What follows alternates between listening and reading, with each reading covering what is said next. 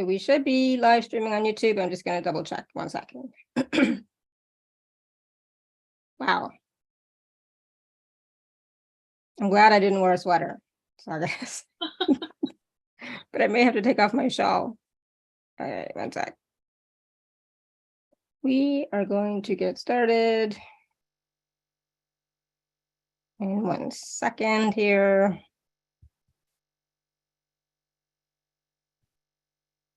We are live on YouTube. Awesome. Hello, YouTube land. My computer is making noise. Hunky dory. All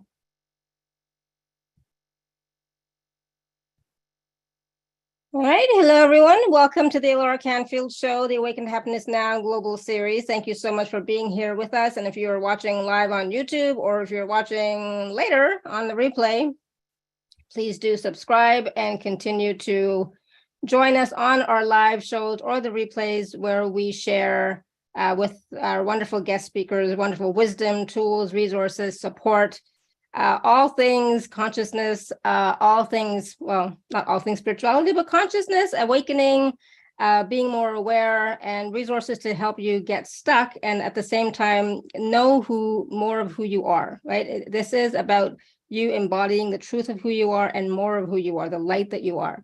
That is my greatest wish and intention and desire to support you in this way, in any way that I can. This is one way that I do support my community. So please join me and my guests in these wonderful shows. There's always so much to learn, always so much to receive, always so much to let go and release as well. So today, my good friend Elizabeth Wood is back with us. And I'm going to tell you, it's going to be an amazing conversation, amazing call. We always have wonderful conversations. And at the same time, so much is going on that, sometimes you don't even understand. So just be with it, just stay in your heart space, expand out, let go, and just, embrace, right? So today we're talking about a time of mastery, the deep field of mysticism with Elizabeth Wood. And some of the concepts we're going to discuss today are how the clear wave reveals the truth, how to take advantage of this time, what the best next steps are for our lives, and a glimpse of what 2023 holds for us. It's already started. We've already gotten a few glimpses, right? We already know things are changing and shifting. And of course, we'll be taking some live caller questions, and Elizabeth always shares some wonderful processes, practical processes, easy processes that we can all start to implement in our daily lives. And for those of you who don't know Elizabeth, like I said, she's been with us many times. We have wonderful, expansive conversations, and she is considered a world-class seer. She works on the cutting edge of galactic and quantum anthropology. She's had a lifelong ability to see into all dimensions, and with this gift, she enjoys combining a scientific approach with spiritual human experience. Her theoretical and psychic work has helped people all over the world, and she's often called the living library, oracle, and wayshower. Elizabeth studies and teaches about futurism, natural health, quantum healing, quantum anthropology, galactic consciousness, and ancient wisdom. She has 2 science degrees, including a master's in applied anthropology.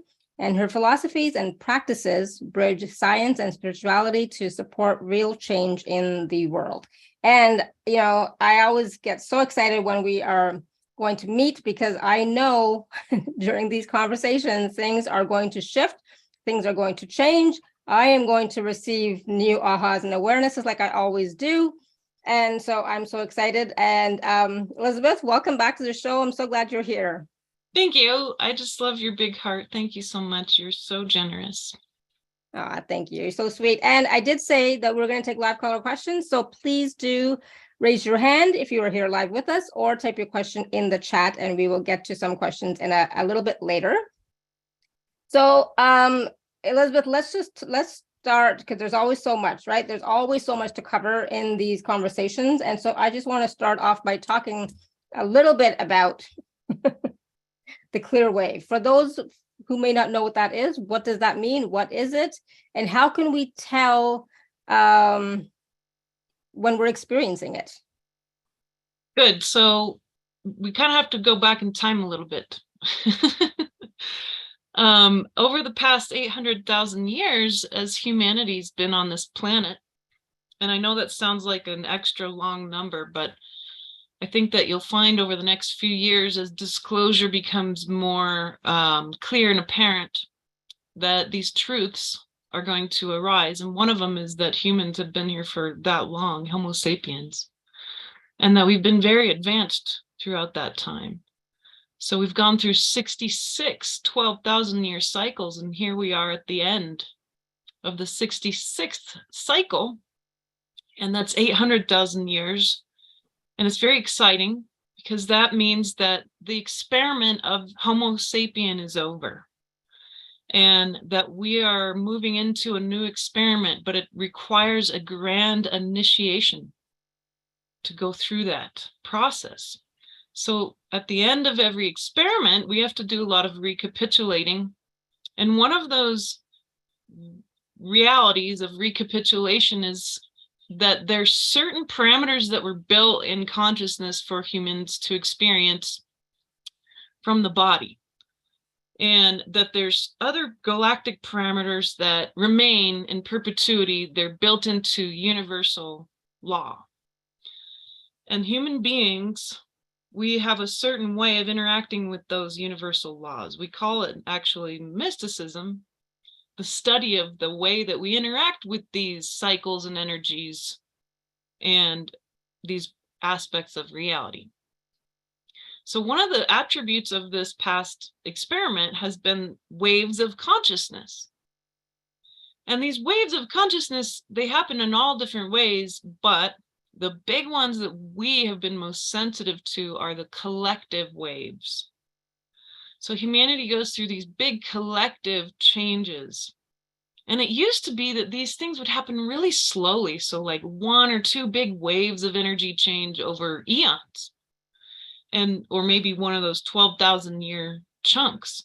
And then another 12,000-year chunk, and it would be a few more waves would be happening in that one. And then more exponential changes and waves as we get to this moment we're in, to the point where in 2022, we had one single wave called the Black Wave that was foreseen by many prophets, by many ancient texts, by the native peoples. I'm here in Ecuador, so I get to interact with these native tribes and learn their cosmologies. And this was written in theirs. Well, they don't write it, but it's been passed down in theirs as well. So one of the best cosmologies to look at if you're interested in these histories and getting to know what the understanding is of where we're at and what this initiation is actually Jainist cosmology. The Jains were incredibly expert on these things, and they also specifically talk about 800,000 years as our history. So I really appreciate and honor the Jainist viewpoint of our experience. That being said, this last wave, it's been really dense. And so the past 12,000 years, a lot more waves have happened than almost all these other times combined. And we also have more human beings now at the end of this age, these many cycles all ending. We have more humans here now on Earth than all of those other end of those cycles combined as well. So that really is showing us physically how important this time really is. So we've gone through this past year, this black wave that really shattered a lot of our ego. It revealed a lot of our systems that are crumbling and that they have to crumble. There's kind of a big scramble at a very hierarchical level to try to keep and maintain the control systems that were put in place, the matrixy systems. And those are falling apart, but they're falling apart inside of you just as well. They're falling apart in your relationships with everything, name it, your jobs, your ideas around money, death, friendship, marriage, everything. So we got through that. December solstice was really a big time. It was a shift. And humans, we don't necessarily experience all this stuff all at once. We're all so unique. So some people experience the black wave in January, or even in the past few weeks.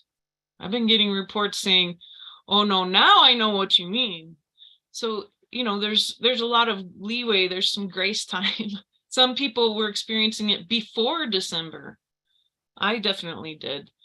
And then once we get through that, what is revealed on the other side is what's called the clear wave. And the clear wave is a lot more harsh than the black wave. The black wave had everything to do with density. It had to do with consciousness under pressure being unraveled. And it's still working on us. And it's working in consciousness everywhere. A lot of different things have been just falling apart. And these illusions are beginning to be revealed. And that's what the clear wave does. So what does it do to you personally? Well, you can extrapolate from an individual's experience as humans upward. You're a microcosm, of course, of the whole collective. Things that happen to you, you're not alone. They're definitely happening to others in different time processes and layers. And you can take almost any household or town or even a larger area and basically extrapolate from those layers of culture what's happening to the collective. And many of you are empaths and you can feel exactly what's going on with the collective. So if you understand what I'm saying, that your personal experience is never just singular. It's not, you're not an island. But this clear wave is shattering your personal illusions, the ones that you can't tell that you've been wearing. And they act as lenses that distort our realities, even the good stuff, even things, our hopes, even the hope stuff, the things that we think of, you know, going well. We are always trying to find that silver lining. It's our nature. And our illusions about that's even shattering. So your personal illusion, if you're trying to hang on to it, you're suffering. And the people that I can perceive around, you know, especially where I'm at, where things are very, very intense energetically here, because we're in a certain spot on Earth, and it can be more magnified than other places. It's more primordial here in South America. But the people who, even the most awake ones, that 1/3 of humanity who's aware enough and willing enough to do some hard work on themselves, it's extremely painful what we have to go through to finish out this initiation. And on the other side of it is the gift. But, you know, how does that feel? Well, suddenly all the relationships and ideas that we've had about our lives and our futures and our hopes and dreams and our traumas that we couldn't find, the wounds that we have had that were in our blind spots. I'll mention one in particular that has come up for me that I really didn't realize was affecting my reality so dramatically, but it became unbearable and it got revealed. It's an incredible process if you're willing to let these things be revealed for you. But the wounding, the hidden wounding in the subconscious is coming up. That's the clarity that's happening, the clarification. So it's like, energetically, it's kind of like getting hammered, and it's like getting a layer of your skin peeled off, and the healing process doesn't feel good. But on the other side, you look so different. You're so much lighter and brighter. You're so much more clear energetically that your soul's light can then take over.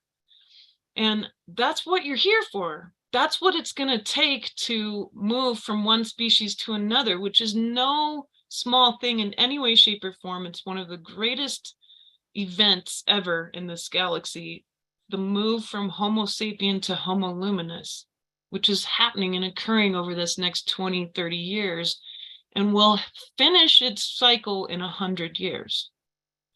So we're the intrepid explorers into consciousness. We're the ones who have to make sure we get through these initiations. So some of these trauma wounds are going to be from really, really deep in your experience, and perhaps really, really early in your childhood.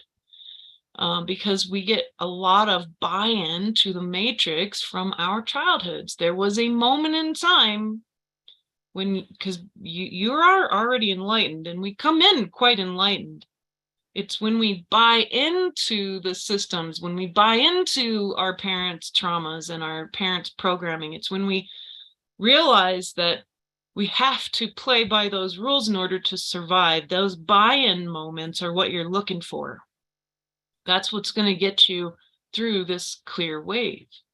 And the clear wave can show up in a lot of ways. It can show up as suddenly a lot of different relationships breaking down, or extreme physical problems and illness, or nightmares and fear, levels of fear that you didn't realize you could even reach, levels of pain you didn't think you could reach.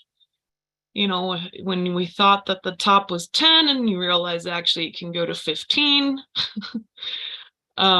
These kinds of things. So, like, for example, my wounding around my parents, my mother-father wound, around not receiving a very much attention from my parents being very young and the oldest of 7 kids.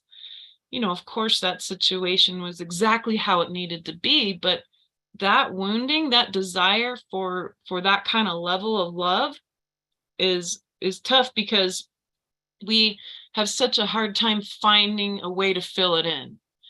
So then you have to find that hole deep down in your soul, and you've got to go and sit in it and let it work on you. Let the fear and the pain actually be felt fully in your body, so that it can dissolve all of the leftover structures, and eventually on its own it fills in the wound that has defined my personality, which I would definitely say is a people pleaser, and spreading myself so thin, never being able to find ways to actually get that energy back, not being able to ever feel loved enough, worrying so much about what others think of me. All of these natural attributes that from that wounding that then translate into things like manipulation, or really just awful habits and consciousness that get me very, you know, it doesn't get me very far. So these habits and consciousness then have to change. And what we're talking about is like another lifestyle overhaul in your realm of being human. And this is one of those big overhauls that you would be doing in a natural initiation anyway. So human initiation and ritual is just as important and powerful as the galactic built-in initiations. And now we're combining the two. We're combining the earthly galactic cycle initiation with human initiation. You will do better in the long run by doing so. So what is it going to take? Well, you actually have to be able to seek out those wounds, sit in that pain, recognize it, allow it to burn through you, allow it to burn the structures down inside of you, and all of the mental and personality-based attributes that were built on top of it, right? We're at the point now, I told my friend today, because he's been going through this too, he's been going through a lot of grief, which is really hard for the masculine. It's easier for the masculine to face their anger a lot of time, but grief, he's finally hitting this rock bottom, what it feels like. And I said, good, excellent. Now take a sledgehammer to it. Now you have to literally make your foundation of what you think is real. You've got to shatter it. Now, why do we have to do these things with our dreams and hopes and all that silver lining and the pain and the traumas and these holes in our consciousness? Well, we need to get to neutral. If we can get to a 0 point in ourselves, that's the only place where we can rebuild our culture and be prepared for initiation. Right now is your time to prepare for initiation. And this initiation is going to require the next decade for you to be able to fully go through what will occur as a very swift initiation in on this planet. But you need to be ready for that and use this time, whether or not you're going to be here in a decade or not, it doesn't matter.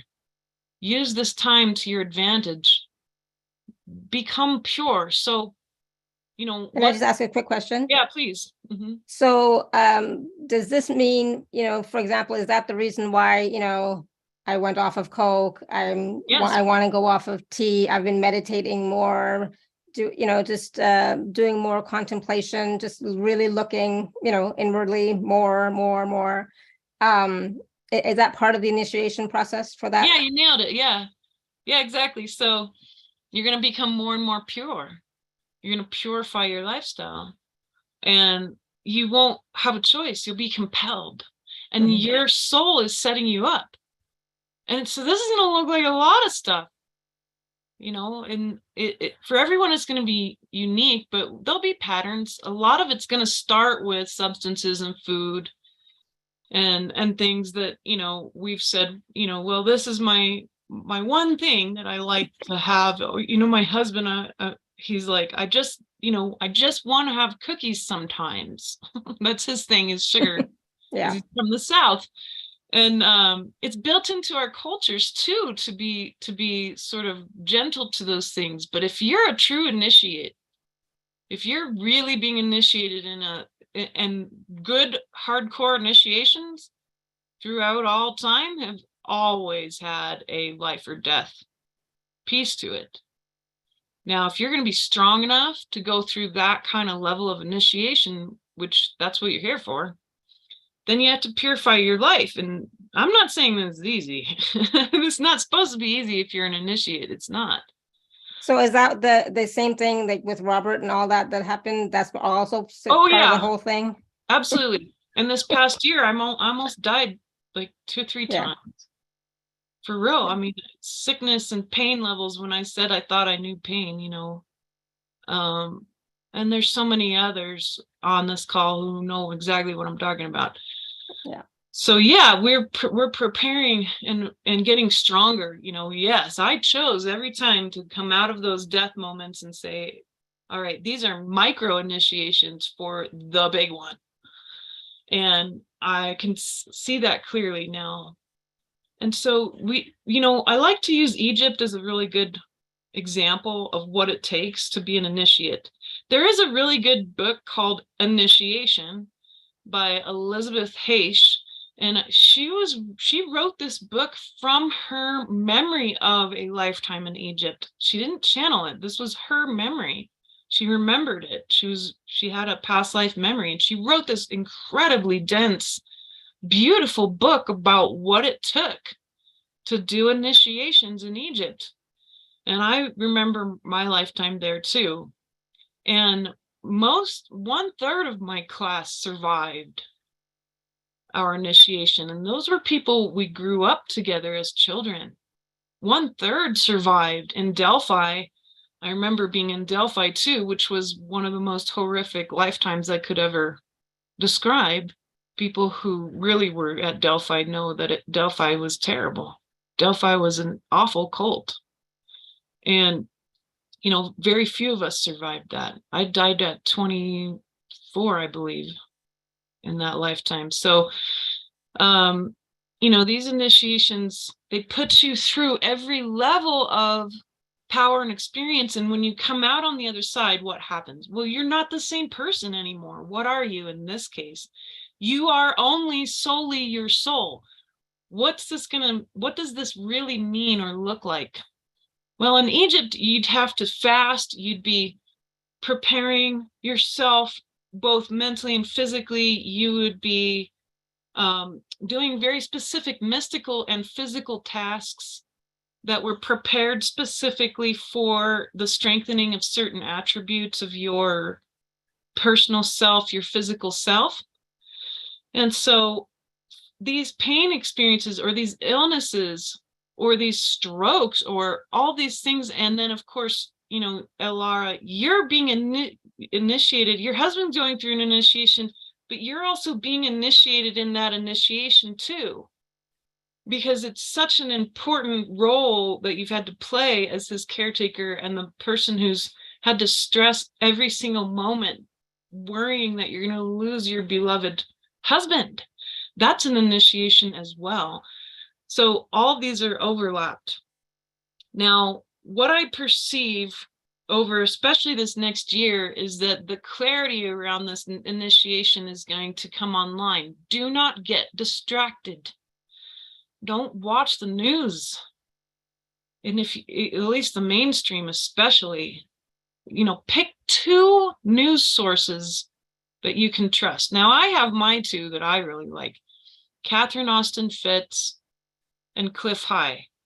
And Cliff's like your crazy uncle, and I don't agree 100% with everything Cliff has to say, but I wish that I'd had that man around when I was growing up, because he is so knowledgeable about the true nature of humanity and the true history of human beings. And he can see very, very clearly. He's very psychic.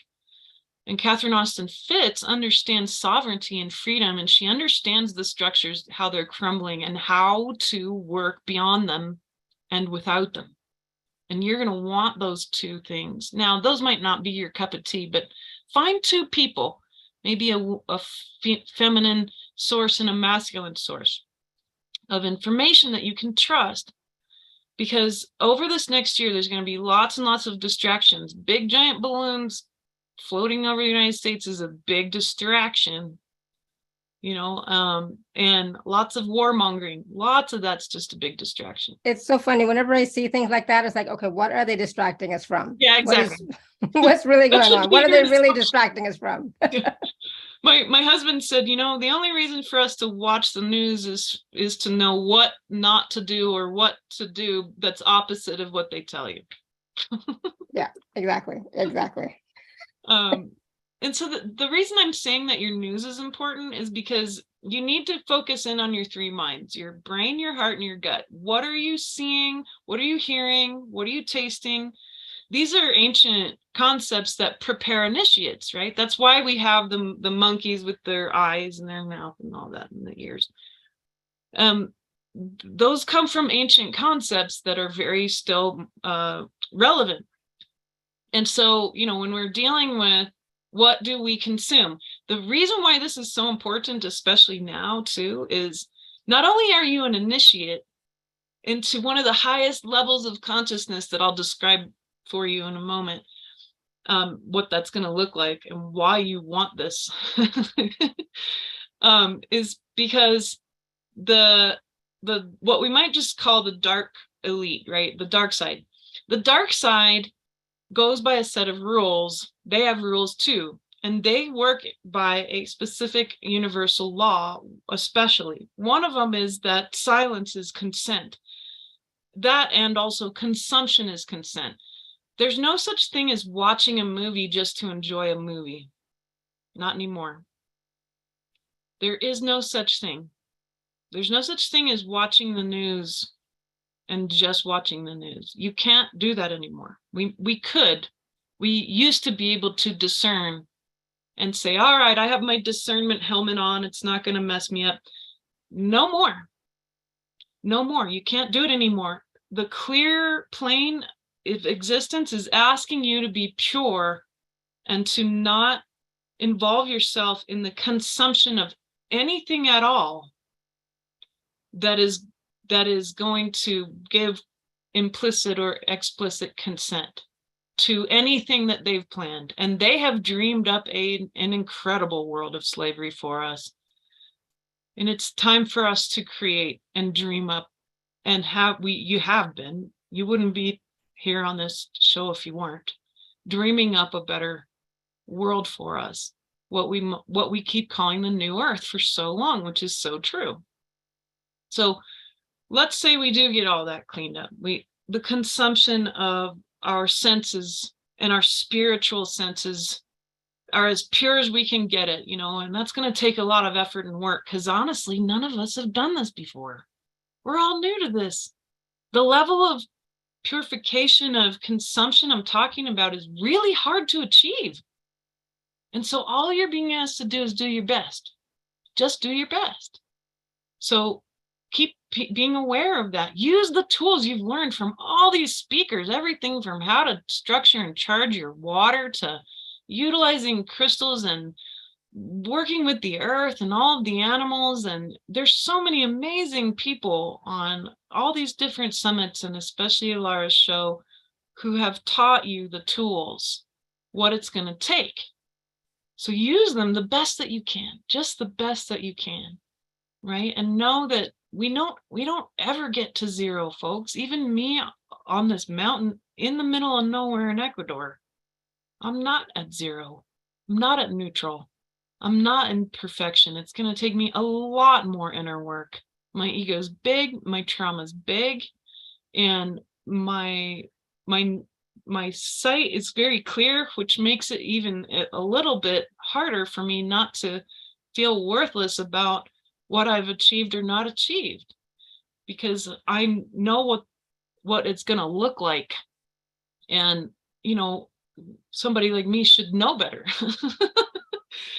Right? But I'm human too, obviously, and I have my vices and my traumas as well. Now, why do you want this? Why do you want what we're talking about? Well, we get to our initiation phase, we're as strong as we can get, might not be ever at 100%, but we get to that point. And as this occurs, we're going to watch an exponential change, exponential pressure happening on humanity. There's so many factors to it, but I'll describe what's on the other side of it.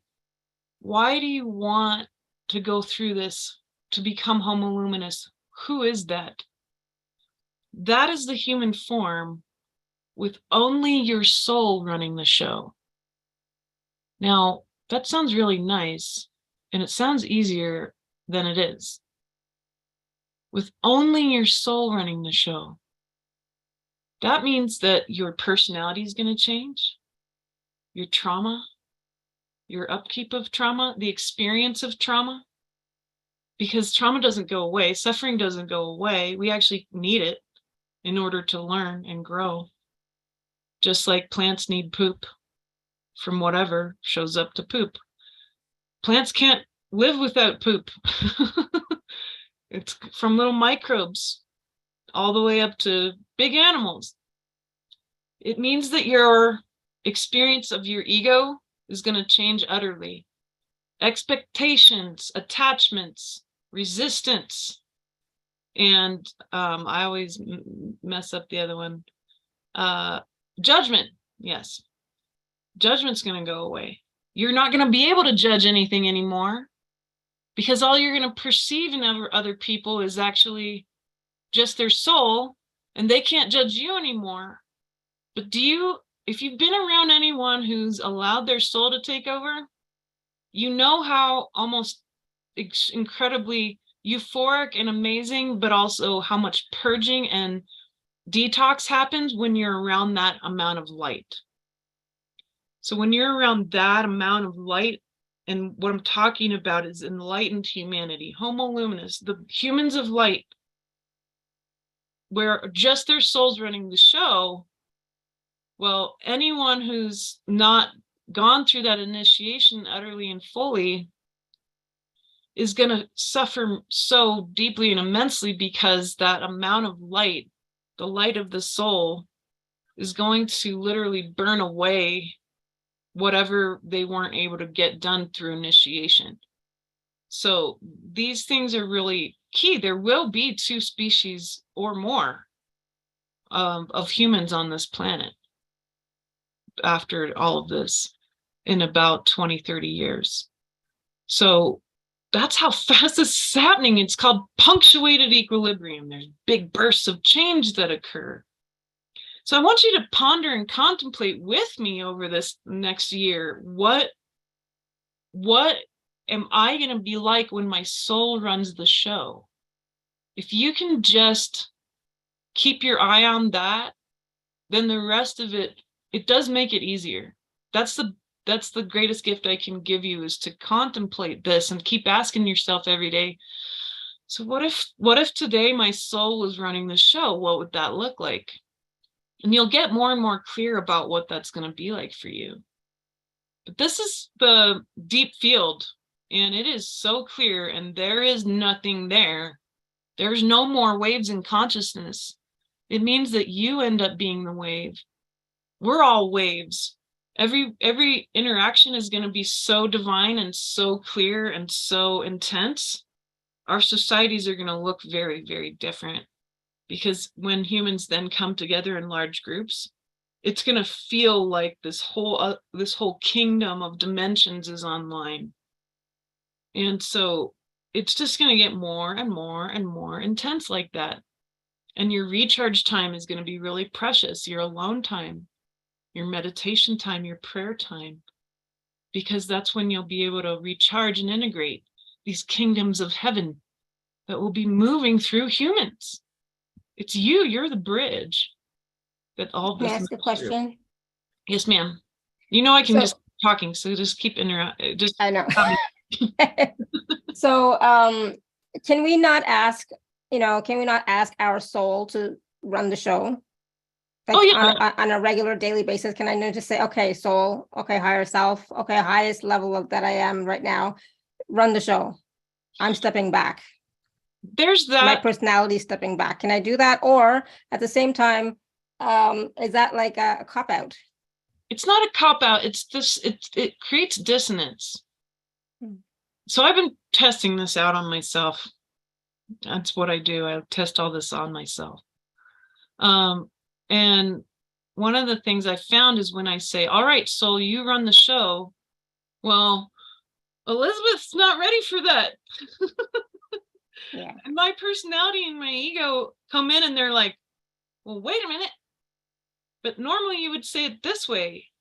And then there's almost like this dissonance that occurs from my little traumatized Elizabeth selves and lots of different parts of me that still have structure and density. Mm-hmm. And so I'm not over the peak. I suppose you could end up in a percentage where you've healed enough of that trauma. And I've seen that with others, where you've healed enough trauma, where you've meditated for long enough, where you've done the self-inquiry for long enough, where you understand all the changes and initiations deeply enough. And so you get through these enough, and there's sort of like a point of no return where then it's mostly your soul running the show already. Right. So we don't lose all the tools. We've got to still use the same tools that got us here. I'm not quite there yet. So I'm not and I don't know what percentage it would be, 70 or 80%. I don't know. Yeah. When I get there, I'll tell you. But and also, can we talk about this misconception perhaps that people have, that once you're on the path, that it's supposed to be easy, that it's supposed to there's not supposed to be struggle anymore. It's supposed to be just angel choir singing all the time. It's like, I don't know what fairyland you're living in. I call that cozy corners in consciousness. Mm-hmm. And it's because joy, like true joy, is actually so hard to find, and it has been for so long. Because most of the density, what we call darkness and evil, it's really, really just consciousness under pressure. But everything's under so much pressure. There hasn't been balance in dark and light for a really, really long time. Perhaps even the first few eras of humankind were the only times we actually had that level of light. And so we haven't had more than enough light, more than enough joy for humanity in so long, that immediately a lot of people come into the human experience, and so many people say this to me: I wish I could just go home. I don't feel like I belong here. This whole human thing sucks. Can't even believe I signed up for this. And so when you're in that trap, it's a trap in consciousness. It's a trap. That's an initiation too. Mm-hmm. Because the truth is there is joy, but when you finally work out how to find the joy, it doesn't make the learning of suffering, the difficulty of pain, go away. What it does is it gets balanced out more and more and more, because then you find all of this joy around you. Yeah. So there is an immense amount of joy to be had. It's everywhere. It's all, especially in nature. Mm-hmm. And yeah, with nature and pets and children, especially. exactly. Yeah. It's in the things that are what we see as pure, as innocent. And you have that. There's a part of you that knows that, and it'll take over more and more. So in these processes of healing ourselves and in these initiations, that joy ends up taking over more and more. And I've watched myself and my family experience it. And when you have, here's another rule of mysticism, of deep mysticism, one of these rules that guide the universe and consciousness. Whenever you have a huge breakthrough of joy and you have those moments of joy, the reason why most people have trepidation about that is because they know deep down inside that there's going to be a wave, a pushback in consciousness. That joy goes out to the edge of consciousness, and then it comes back with a lot of debris of equal measure in energy that's going to create another breakthrough process that feels more crushing.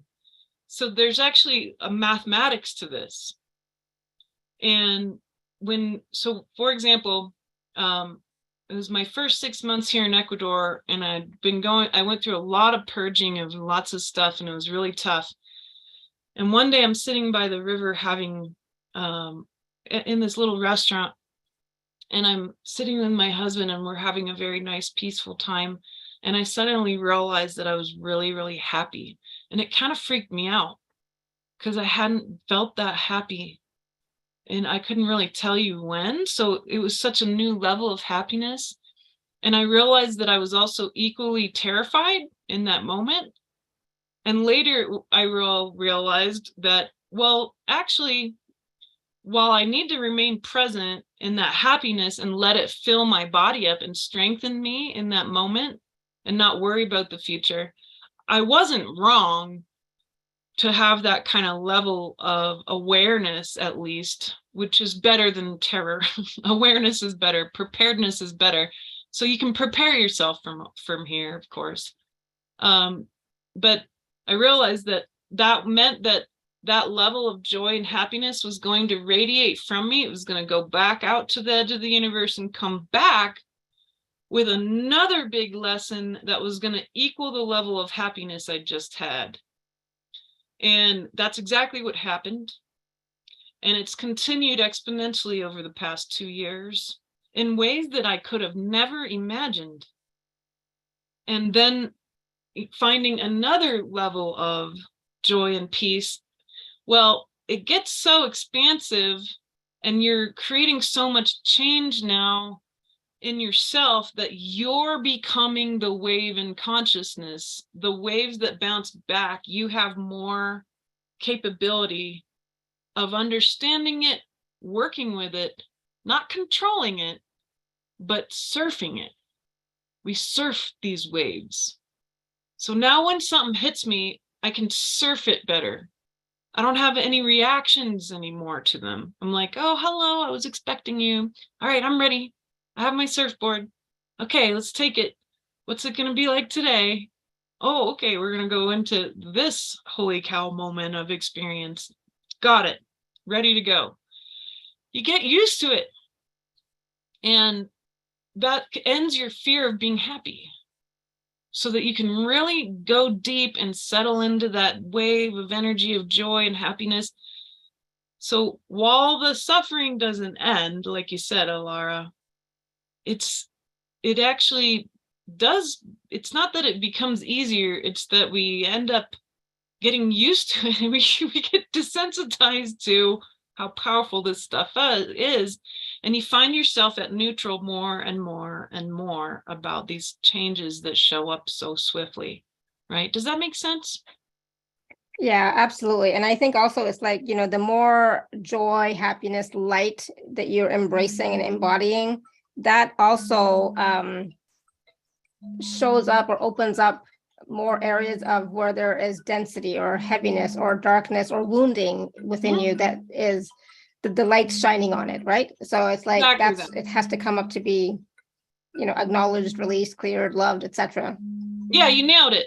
Because then all that light, especially the density. So here's a good example, like a more personal example, because we're talking like big levels of stuff here, but on a daily basis. Well, like this morning, my family's been pretty sick the past few days, especially me, and my husband and I. We haven't been doing that great, and so he came in this morning and he hasn't eaten in like a day and a half, and so he's kind of grumpy, right? And I'm emotional too, and so he reacts to something I say, and that reaction immediately, bam, it hits me, and I start to cry, and I start to say, you're hurting my feelings, you need to go just have some breakfast and some coffee, and then we can talk, right? Because I knew what was going on. But I could witness, because when you get really good at self-inquiry and you're just constantly saying, how am I reacting to this? How am I the tyrant? How am I the victim right now? How am I holding on to this process? How did I end up bringing in this really amazing example of things for me to clear up? Because we're creating our realities. So I was noticing, like, wow, in this moment, I just really need to see, because I can feel the structure in me needing that attention. If I had cleaned it up, recognized it fully, and the roots of it has to do with my relationship with the masculine, I can see that clearly. Thankfully, the clear light's making things like this more clear. And the clear light is the deep field of mysticism. And I'll describe it a little more as we keep talking, but it's going to hit you and you're going to be like, oh, that hurts. My feelings are hurt. Well, that's actually not exactly true. Your ego's gotten hurt. Your trauma's being revealed. So I want that. That's why I said, go do your thing and we'll connect later, because I need some time to notice this, because I'm feeling it physically in my body. I'm saying my feelings hurt because that's what makes sense to him. But I'm recognizing there's trauma here that he just triggered that I didn't notice before. So I need to manage this, and being able to go in and look at that and unravel it and get to the bottom of it.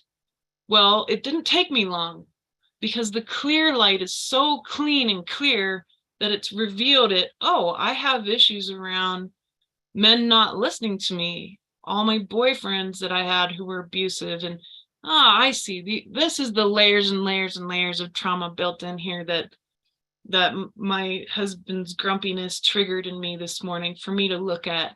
Wonderful. And I could quickly go in and appreciate it, notice it, allow it, and then it unravels. It's amazing how fast processing can go if you just let it happen. We resist the pain. And so I'm not resisting the pain. I'm going into it. I'm allowing it to be seen. I'm shining light on it. And the light in consciousness is making it much easier to go through processes that would have taken me way longer to get to the bottom of.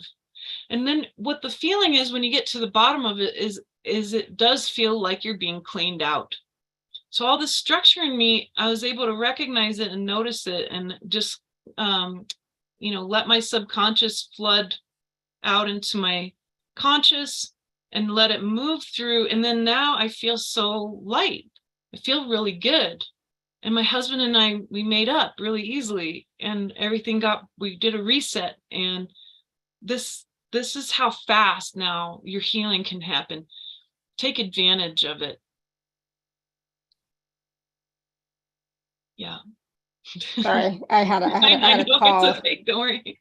I had a call that I had to take, and it's like, it was my daughter. So I was like, okay, Of course, yes, kids. Yeah, it's all good. But yeah, I just want to emphasize this point right now about how fast healing can happen. And the thing is, if you're willing to receive it, it can be with ease as well. It doesn't have to be the struggle that it used to be in the past, right? And it doesn't have to be the same way that it used to be in the past either, right? Because we if you recognize and are aware and acknowledge that you've changed, you are changing, you are transforming, you're going through different transformational experiences, you're not the same as you were then.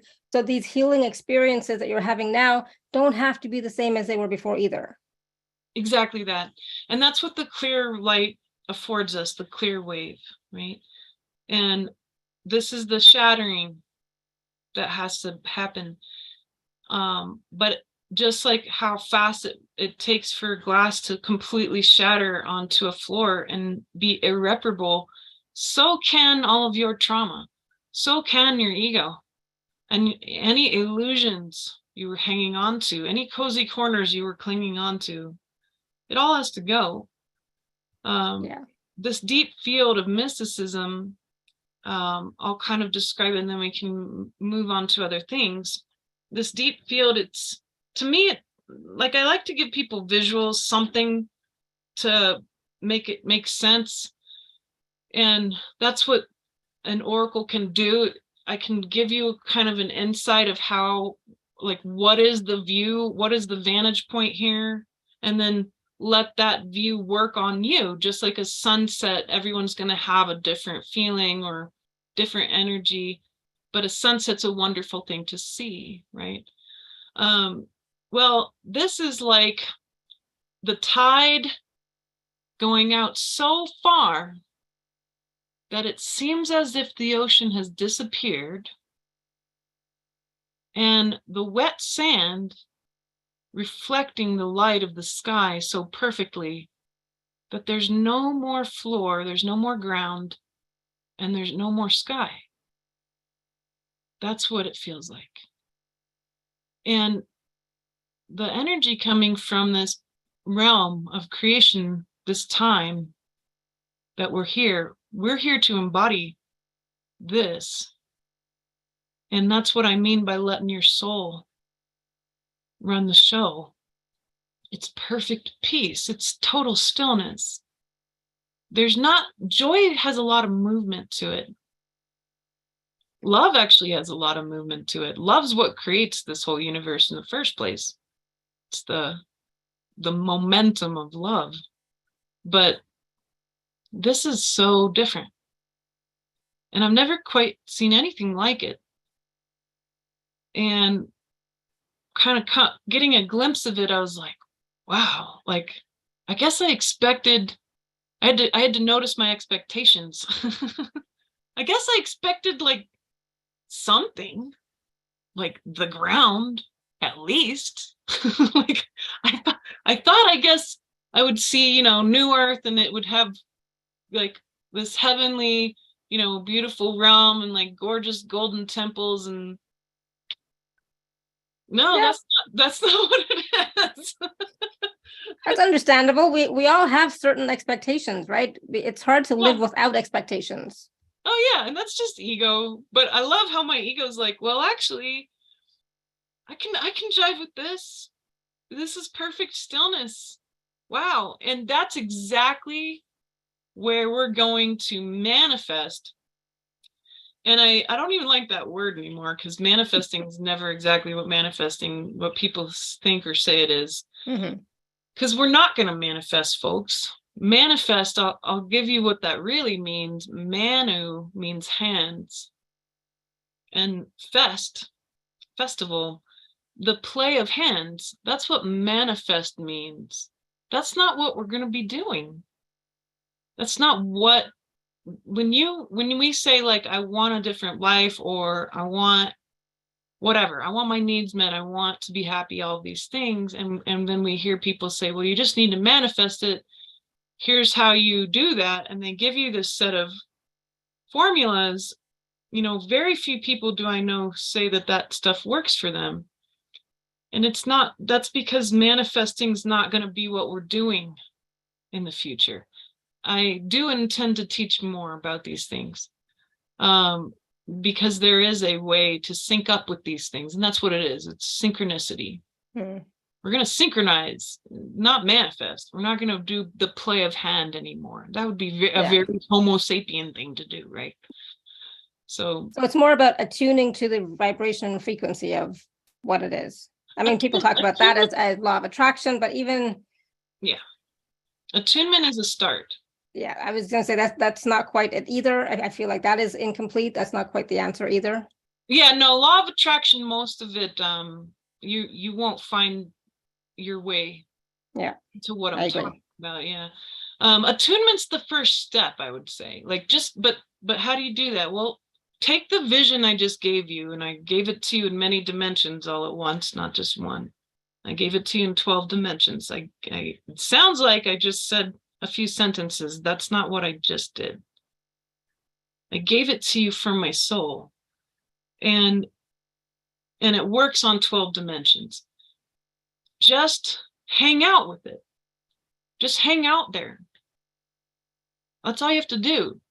When, like, you're in the line at the grocery store, start thinking about what I just said. When you're busy cooking dinner, just contemplate it. Mm-hmm. That's all you have to do. Just start there. Contemplate it. Let it work on you. It will work on you. It'll show you the next stuff. You don't have to seek it out. It will absolutely show up. You know, whatever it is that needs to be dissolved in order to be one with this energetic place and state in consciousness will absolutely show up. You can trust it. But all you got to do is just contemplate. Just ponder it. Just daydream about it. Hang out there. Walk around. What does it smell like? What's the temperature? How does it feel there? And keep hanging out there. And more and more will get revealed. That's all you have to do right now. That would probably be, of all the things we've talked about, one of the best ways to allow your initiation, the preparation of initiation, to occur naturally without forcing it. Yeah, exactly. Because we can't force it anyways. No, I know. You don't want to. You'll be miserable. Do you want to take some questions? Yeah, let's take some questions. So I know Sarah has her hand up. Sarah, you want to ask your question? Hi, Sarah. Hello. There she is.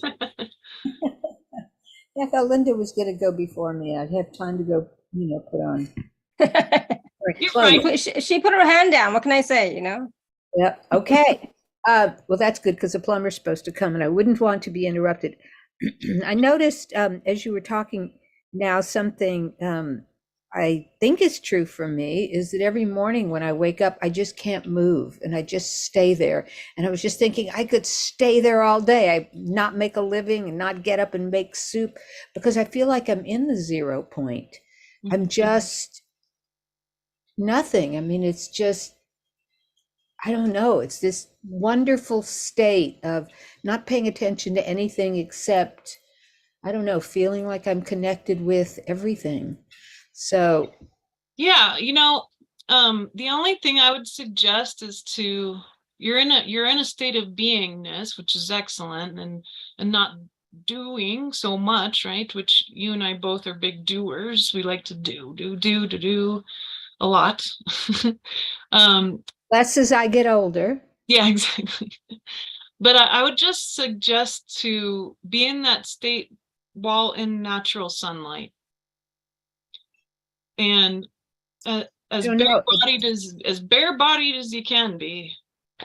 Well, the sun rises on the other side of the house, so I could be totally naked in the sun if the sun would decide to be on the other side of my house.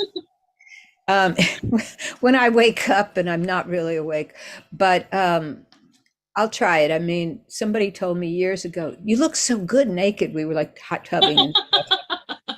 You look so great naked, and in clothes you look kind of chunky. I said, yes, I know. And she said, well, what are you going to do about that? Said, what would you suggest? I do wear as little clothing as possible when it's warmer.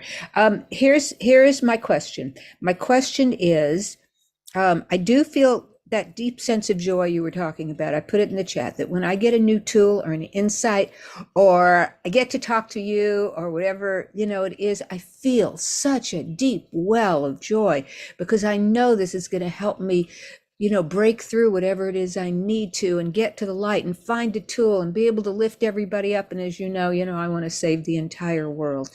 So I am asking if there's any key, any word from the angels, anything you see that would give me another tool, another way to lift up, get more to the light. And yeah, it's been hell lately. And I'm so glad to hear it's everybody, because I thought it was just me. Well, I know. We usually do. Yeah, my digestion's been terrible. I'm losing weight again. My dreams are off the charts. But I know that's all processing stuff, and I know I'm going through it really fast. Anyway, just wondered if you had any. Yeah, the tool I would share is what I call falling backwards. It's very important for us to fall backwards into Indra's net. And that sense of being alone in our pain will end. And then everything becomes really clear that there is ultimately built into consciousness equanimity at the base level. You do feel that. Yeah. And when you keep falling back into Indra's net, because you'll see all these points of light and they're just as equal and important as you in existence, that when one disappears, there's a big hole in the net.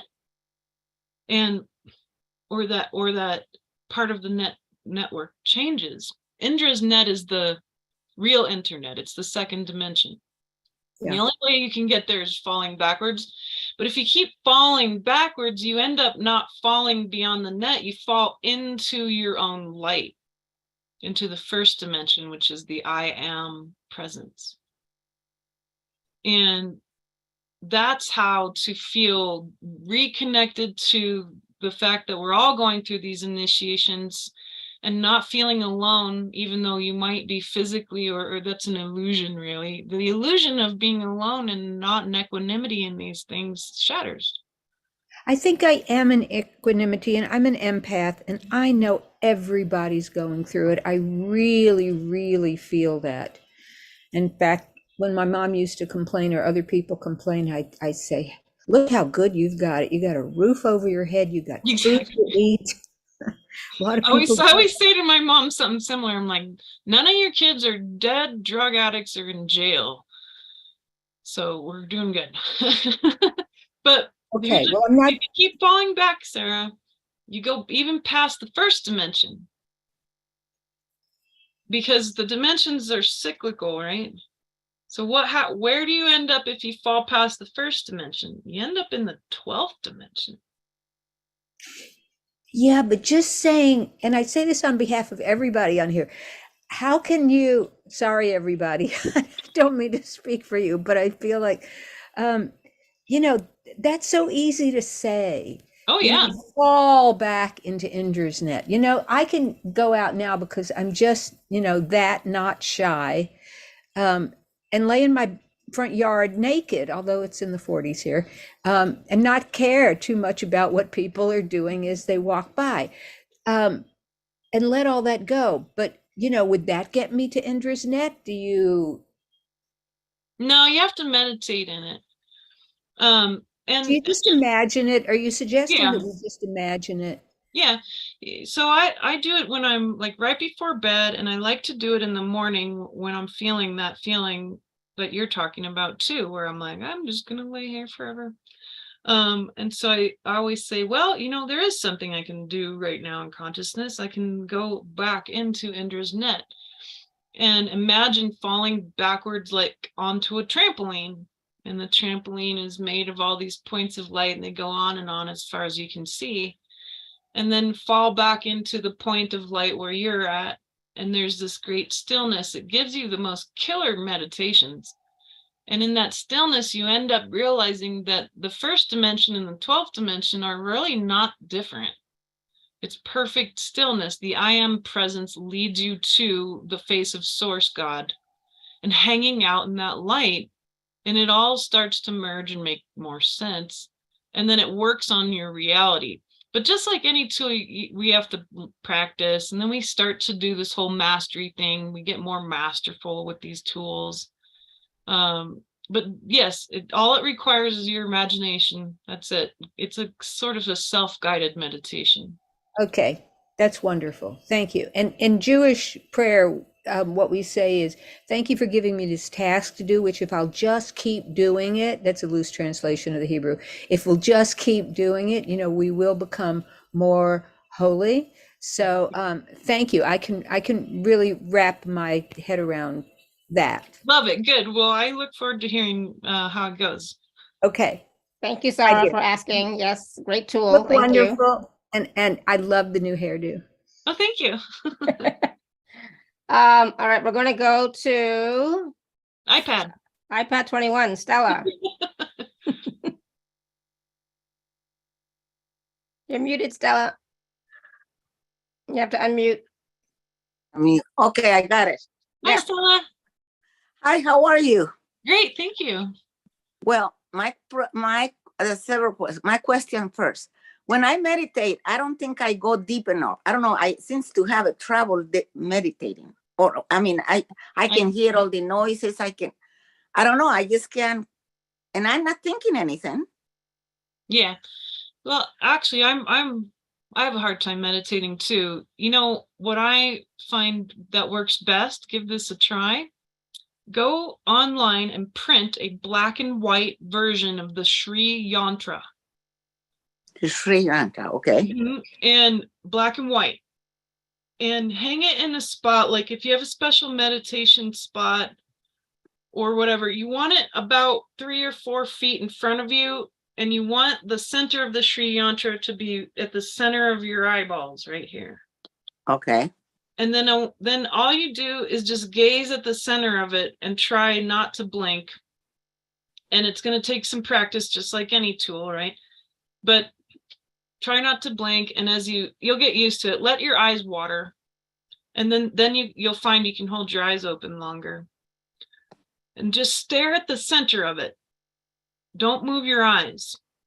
Now what happens is this shuts down the micro movements of your eyes, and suddenly the Sri Yantra from the center will begin to disappear, and everything around you begins to disappear, because the micro movements of your eyes are what gets your brain to pick up patterns. And then this throws you into an extremely deep meditation very quickly. And gazing meditation combined with the Sri Yantra, there's tons of scientific studies, including done in Russia and Europe, that prove this is one of the best ways to get deep. Now, once you're starting to get used to how that feels, then you can close your eyes and just hang out there in this beautiful, and what we mean by deep meditation, it really means just really still, so that the noises actually just sort of go, they end up sinking into the nothingness. They sink into the white light that you'll start to see. Everything looks like particles of light, which is true. Everything's made of particles of consciousness. So the sound will arise and you'll perceive it, but it just gets sucked right into the white, sort of pure space, and it doesn't bother you anymore. So this is how I've been able to tackle that problem, because when I close my eyes, I see 12 dimensions, whether my eyes are open. I don't see nothing. When they say that you can imagine things, I can't imagine nothing. The noise can be very bothersome, but what you'll find is that the noise doesn't bother you anymore, it just arises and then it stops. And this will make it really cool for you, because then you'll actually have a visual experience, because you'll literally see what I'm talking about, even just for a brief moment, where the Sri Yantra disappears. And you'll be like, oh, I did it. And then you get used to it and do it a little bit every day. And don't do the gazing on the Sri Yantra more than 5 minutes at a time. Okay. But practice, use that practice. to jumpstart. Yeah, use it to jumpstart your meditations. Okay. The other question is, I need to study something. I do massage, but I need to do something now. I need to do something. I was thinking on studying Ayurveda, something that I can help people, but I don't have to drive to them, because like right now I drive all over the States doing massages. Yeah, it's a lot of work. And so I want to do something, but I don't know what to do. I don't know what to study. I don't know. I don't know where to go. See if this resonates with you. 2 years ago, I realized what was happening, especially to all of you healers who have to do so much physical work, right? Massage is very physical. To me, I love it. It's not physical at all. I love it, but I'm 75. I gotta slow down. Yeah, you're driving around and all this.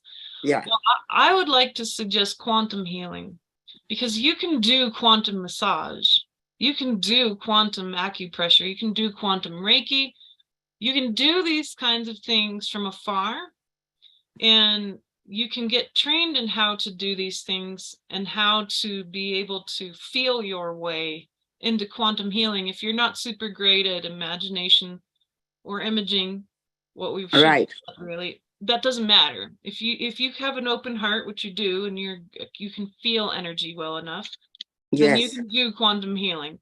I actually have a quantum healing revolution series that I taught, and it's ready to go. It's already it's all in replays now on my site. So if that appeals, take a look at the marketing copy of that and see if that's what you're looking for.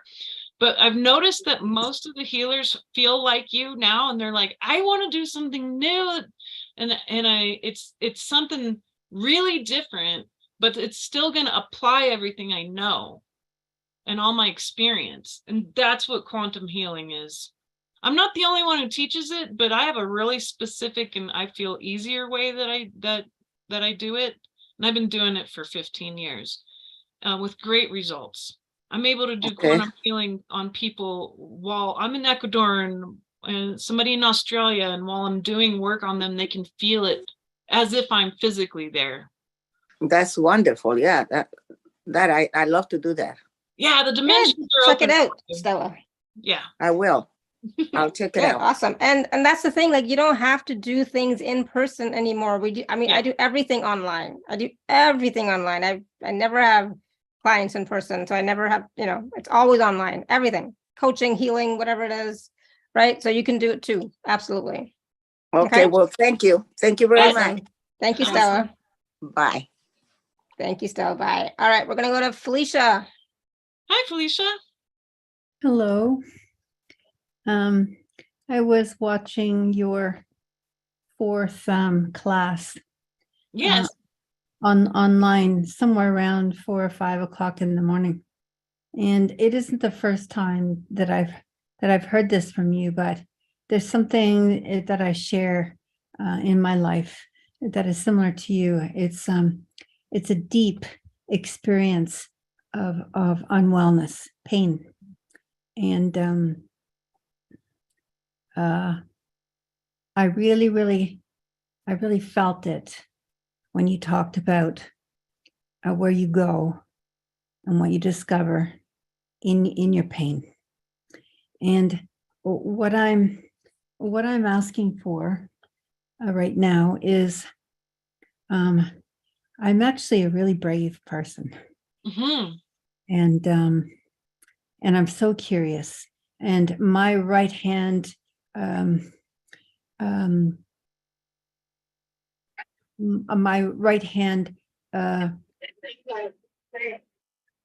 what would you call it? My right hand path is through innocence wisdom. Yes. And I understand that most people don't understand what innocence means at all. No. But I've carried that as my talisman, as my heart foundation for probably close to 25 years. And I have a lot of questions to ask why I am walking with my hand in the hand of death these days. Why? And I don't like to say that to many people because they kind of think of it as a failure, but I'm thinking about it as a lesson, as an education of some sort. Oh yeah. But the fact is that I'm very tired of feeling this depleted. I have something called afibrillation. Mm-hmm. I feel that it might be gone. I've been working with, I don't know if you know Alicia Powers. Yeah, Alicia. Yeah. I've been doing that She's work glasses. about calling in extraordinary developed beings to give me a hand with my stuff. For sure. And I discovered I can't do it at night or I won't sleep the whole damn night. So I do it in the morning. Yeah. Well, for some reason, I forgot the other day, and I didn't even have enough time to feel myself pulling up the blankets, and I was gone. When I woke up with no interruptions, I woke up in the morning and something had changed. I want to know if you can read me, perhaps, and tell me where I am on my path. I feel a little lost. Yeah, of course. So, well, I can't do like a full-blown proper reading. I can give you sort of a glimpse of, Right. when what you said is very profound. And I think that asking for extra help is appropriate. Some people, I've even seen like Archangel Raphael do actual surgeries on people. I've seen the great guides, some of the great, most excellent men and women of medicine show up in what we call like a spirit council, and then they do work on people and things like that. So it's worth working in that, because there are all these holy guides who are far, far more accessible now that everything's so formless. But you said your right-handed path, which is appropriate, is to teach through innocence, which is absolutely amazing. And then we have the left-handed path. And the left-handed path, what is the opposite of innocence? Well, you've been looking at, similar to me, desecration. And understanding that desecration often is the utilization of the fear of death in order to create power over others at their expense, right? So part of the reason why you feel depleted is that you're opening up finally to another dimension. That's why you're lost. Because now you're getting to what we call the most expansive dimensions, not so much higher. They're not higher, they're wider, they're bigger. I understand. So you're pushing into it, but usually you're used to, because you're really brave, you're used to carving a path through all this stuff and getting into the next thing. But just like I told Sarah, now you're entering into the dimensions where you can't do that. So you have to turn around and fall backwards. You have to trust in this moment and fall backwards. Now, what will you find? What's the initiation into this new dimension for you? This depletion feels like death is getting closer and closer. Have you ever read Carlos Castaneda, A Tale of Power? Yeah, so I highly recommend reading all of Carlos's books, because he talks about death. And when you say you're brave, that's true. And you've been here to balance out the warrior in you, which is that bravery. It's that the guts to get through to the next stage every single time, over and over again. And you've been doing it much longer than I have.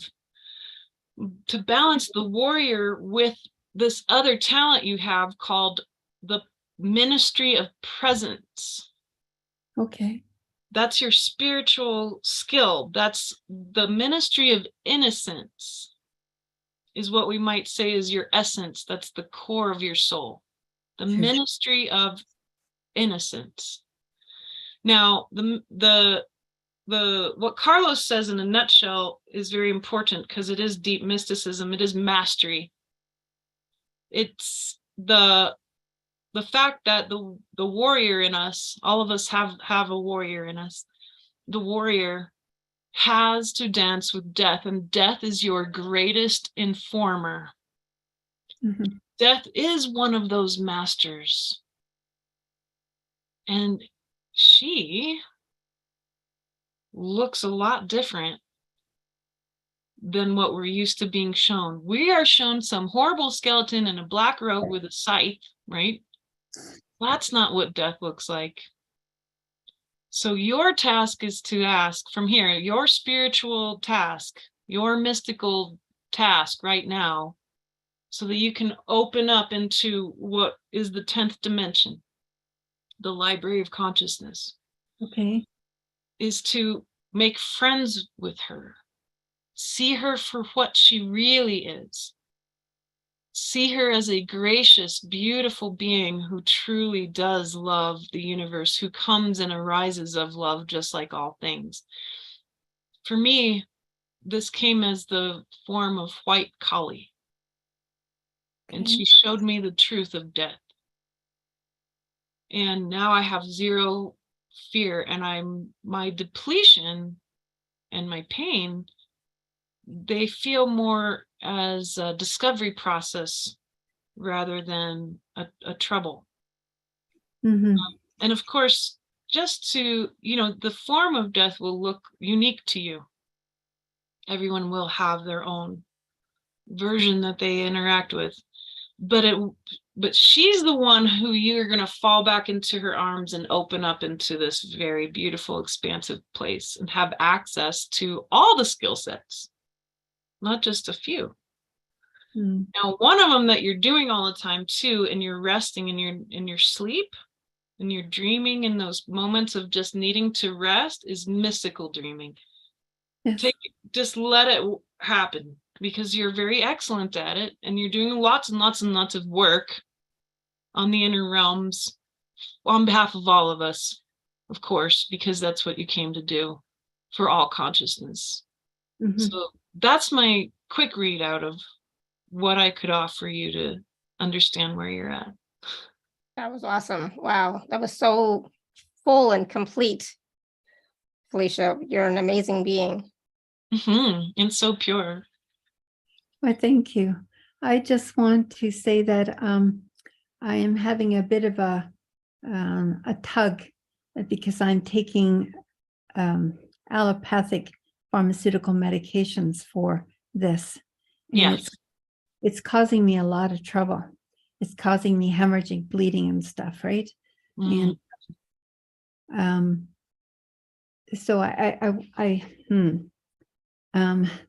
on the other hand, I'm also taking elixirs from stone elixirs that I made, that I am attempting to collect the path of education for this particular trajectory for myself, so that I don't injure myself with my ancestry. Does that make sense? Yeah, absolutely. Okay. This is all very unique, and you're a multifaceted being, so it makes sense that you're here to figure out many things around the energetics of allopathic and natural work.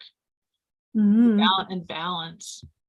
I must say that I am so happy that I've come upon you, Elizabeth. You're just wonderful. You're so sweet. Thank you, Felicia. I'm glad to meet you. Thank you. Awesome. Thank you, Felicia. Wow. My goodness, where are we? Linda, you want to unmute yourself? Sure. There you go. Sure. Okay. All right, if I have to. All right. Yes. No, it's not that I have to. It's what I want to. You know that. Okay. Hi, Elizabeth. Hi. Again. Sorry about that. You got me before. Okay. So I'm kind of, I think, in a transition place, and I don't know exactly where to, divide myself off, because I've been doing a lot of physical help with the healing aspects. Well, lately, tarot and 0-point energy fields and other things have kind of been inserting themselves. And is that the best path to go forward to help others heal themselves? Because I know they got to heal themselves, but I mean, yeah, of course, what sure. best is facilitator. I'm sorry. No, I understand what you mean. I actually totally get it. It's always, you know, because I used to use tarot, even as psychic as I am, and I have been this way the whole time. I used tarot, however, to buffer energy between me and other people because I was genuinely terrified that people would figure out how much I could see, as if that was a bad thing.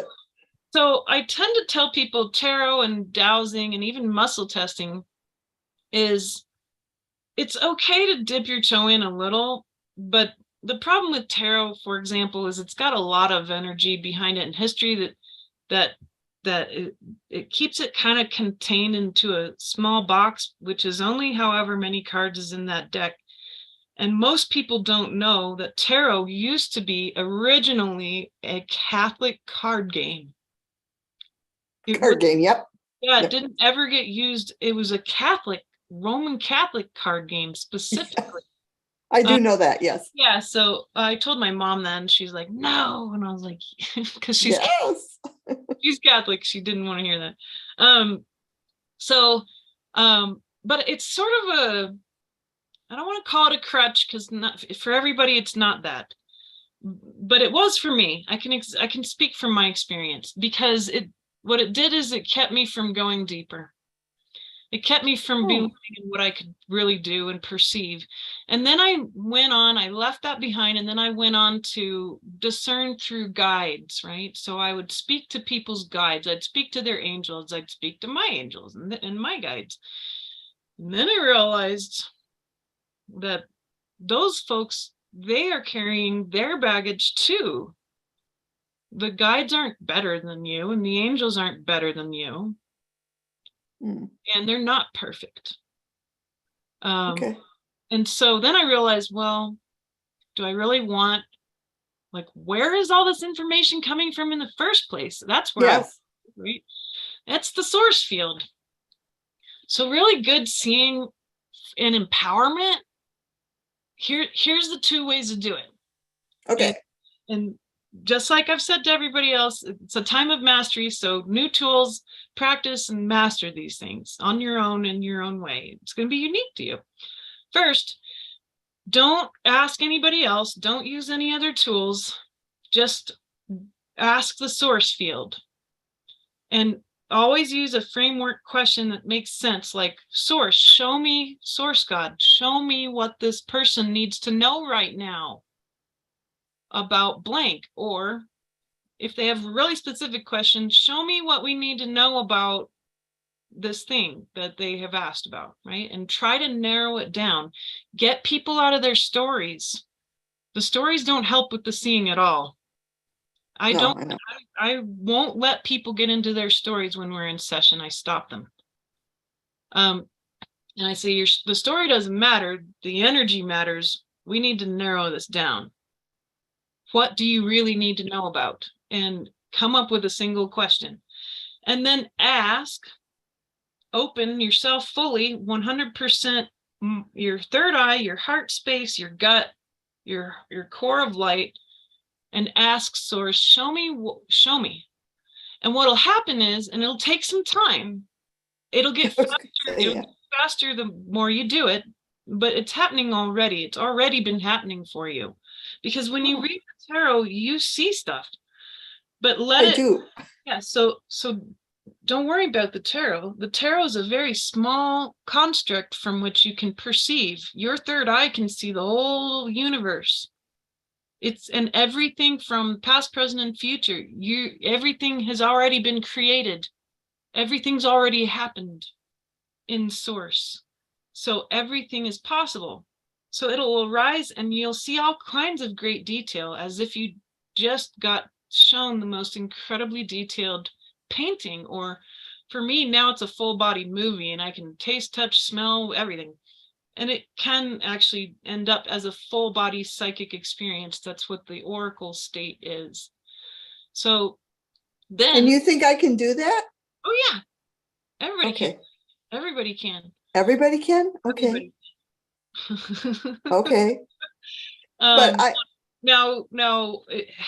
it's gonna, for me, it's really easy because that's my skill set.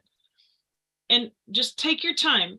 But how do we make sure we're not, people aren't dependent on us? How do we make sure that the person is guiding it for their empowerment? I always ask a couple of questions. So Okay. so I'll describe the scene I'm seeing. It's not supposed to make sense to you, Linda. I know. It won't, right? I Good. know. Yeah. 99% of the things that we see in the universe, we do not have any understanding of. It's not necessarily your job. It's your job to describe it the best that you can. So like, here's a quick example. Had a long time ago when I started to realize that these things were true. I had a session with a man and I said, I see this blue dog. And this blue dog is running around like crazy and he wants to give you this message, but I have no idea what this blue dog means. And he starts to cry and he's like, oh my gosh, that's my blue healer from when I was a kid. Right. And so it meant something to him. And so how do you make sure that the person that you're doing work for is responsible and empowered? You keep asking them, does this make sense? Are we on the right track? Does this resonate with you? I even do it in interviews. I'll say, Alara, does this make sense? To make sure we're on track for the whole community. That way you're making sure that they're guiding it, because sometimes they're going to say, it doesn't make sense. Can we try it at a different angle? So then you wipe the whole slate clean and you ask again. Okay. And if you have to do it 5 times, if somebody's really struggling, do it 5 times. They'll be so grateful that you were willing to try a different angle. And then I can send them healing besides too, right? Yeah, if they ask for that, sure. Or you teach Okay. them how to heal themselves, right? True. Yes. Because I just listened to Gene Decode and he was really interesting. He was talking about the universe and everything inside of it. And he said, oh, what did he say? He said that he was talking about the past way, you were talking 800,000 years ago before we started all this. And he was saying that about Lemuria and Atlantis and stuff like that. And I looked and I'm going, oh my gosh, my poetry said the same thing. How would I know that? I must have been around for a heck of a long time. Well, if you're here for the end of this age and the end of this grand cycle, we'll call it, then certainly you were going to be interested in being around at the end of those ages. Eden was an age, Lemuria, Melchizedek, the Atlantis, there were 60. Jesus, yeah. There were 66 of these ages. So, and they all have different names. And yeah, many of us really like being at the end of ages. It gets more interesting than usually. We hope so. Thank you, Elizabeth. I don't want to take up any more time. You're wonderful as always. So thanks so much. Thank you, Alara. Thank you, Linda. And practice, practice, practice. Mm-hmm. All right, you got to practice. Do we have Nazila? Can we take Nazila? Yeah. Nazila, hello, yeah. everyone. Thank you, Elizabeth and Alara, for the great work you do. I have a question in regards to surrender and forgiveness. And I just got a call. I apologize. I'm on my phone. If my screen went black. I have done a ton of work like a lot of other people have done, but I just feel like I am grappling and struggling with forgiving my ex. And I have sheets of paper in front of me in kitchen. I release, I let go, I dissolve my karma with you. I keep repeating, and I've done Reiki, Kundalini yoga, teacher training, you name it. I'm ashamed to say I took myself to school. I have my master's in spiritual psychology and PsyD in clinical psychology. I've been to Peru, Nepal. I've done everything I can, yet I am stuck. I've done ancestral work. I am aware of, my lineage and the women in my lineage and the men that were womanizers and men. I've studied so much yet I'm still struggling. I mean, on an intellectual level, I know, and I'm existing in the 3D, and I can't jump up to higher levels because I know I'm keeping myself stuck in this, yet I know I have so much information. I know, yet I'm stuck in this. Yeah. If I can let go of this man, this is where I am. Gotcha. Well, I'm helping to help you see this blind spot. We all have them, even especially me. So your blind spot is actually demonic bondage. There's a bondage that comes from your genetic line, and then it's hooking quite nicely in with the bondage that your ex's genetic line has. So you have a chain of bondage that has been really consistent and is not dislocated, because the bondage that he's inherited, the demonic will choose entire family lines to basically feed off of, because they lived for so long. And so when we have an input, right, we might have a link in our demonic bondage lineage that comes through that's been torturing all of our family members for hundreds, even thousands of years. And we end up connecting with somebody whose genetic bondage equals that and are same energetic and is similar, then you end up having this even longer chain of demonic bondage that occurs, right? So the way that you're going to have to deal with this is in order to deliver yourself from the bondage, because one of the clues that it's demonic bondage is the obsession, that it seems like you can't get rid of it no matter all of the tools that you've learned, that it's beyond you, and it seems to have a lot more hold on your mind than anything, and it's overwhelming, and you're doing your very best. Well, it's not him that you're at war with now. So we have to switch our viewpoint. Who do you need to address? Who is holding you hostage? It's not him. It's these two demonic energies that have a grand hold over your subconscious and any traumas there. So that being said, demons only work on people because they feed off of a certain specific energy. Each demon, just like each angel, has a unique energetic that they're interested in. And so the energy, you're going to have to get to the bottom of exactly what the two energies are, because it's going to be two of them. And you got to be really precise. So if your ex, and I think he was a narcissist. Yes, yeah, you're right on. So the bottom of the pot for narcissism is shame. Something triggered him as a very, very young child, triggered a propensity that basically said it's me versus the universe, because I never want to feel that shame ever again. I'll do anything to not face it. And that causes an event in biology that creates the narcissistic disorder. Now, for your lineage, it'll be different. And so you've studied carefully your genetic lineage. If you get to the bottom of all of those traumas, there's going to be something in particular that pops out. So here, I'm going to give all of you a gift, and it's in the chat.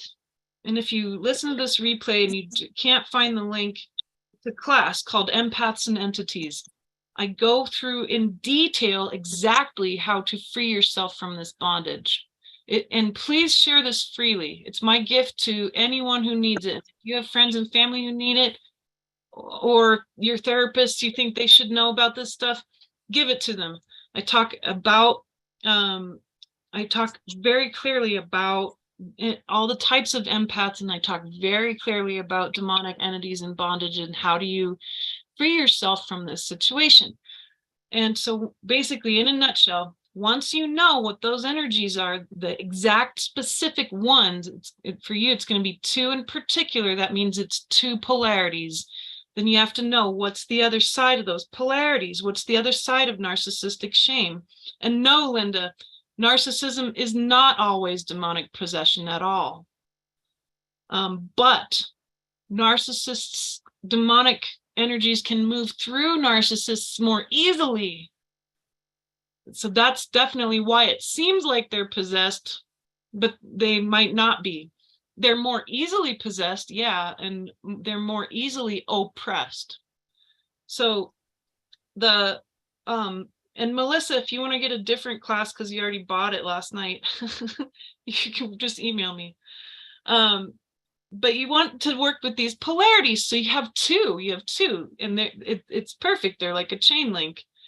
So if it's shame, what's the opposite of shame? You need to look at your ex and understand that, and his lineage, to understand what that polarity is on that side. It's going to be unique. There's not always a perfect answer for what the other side of shame is. Everyone, it might be different. So you need to know what that is.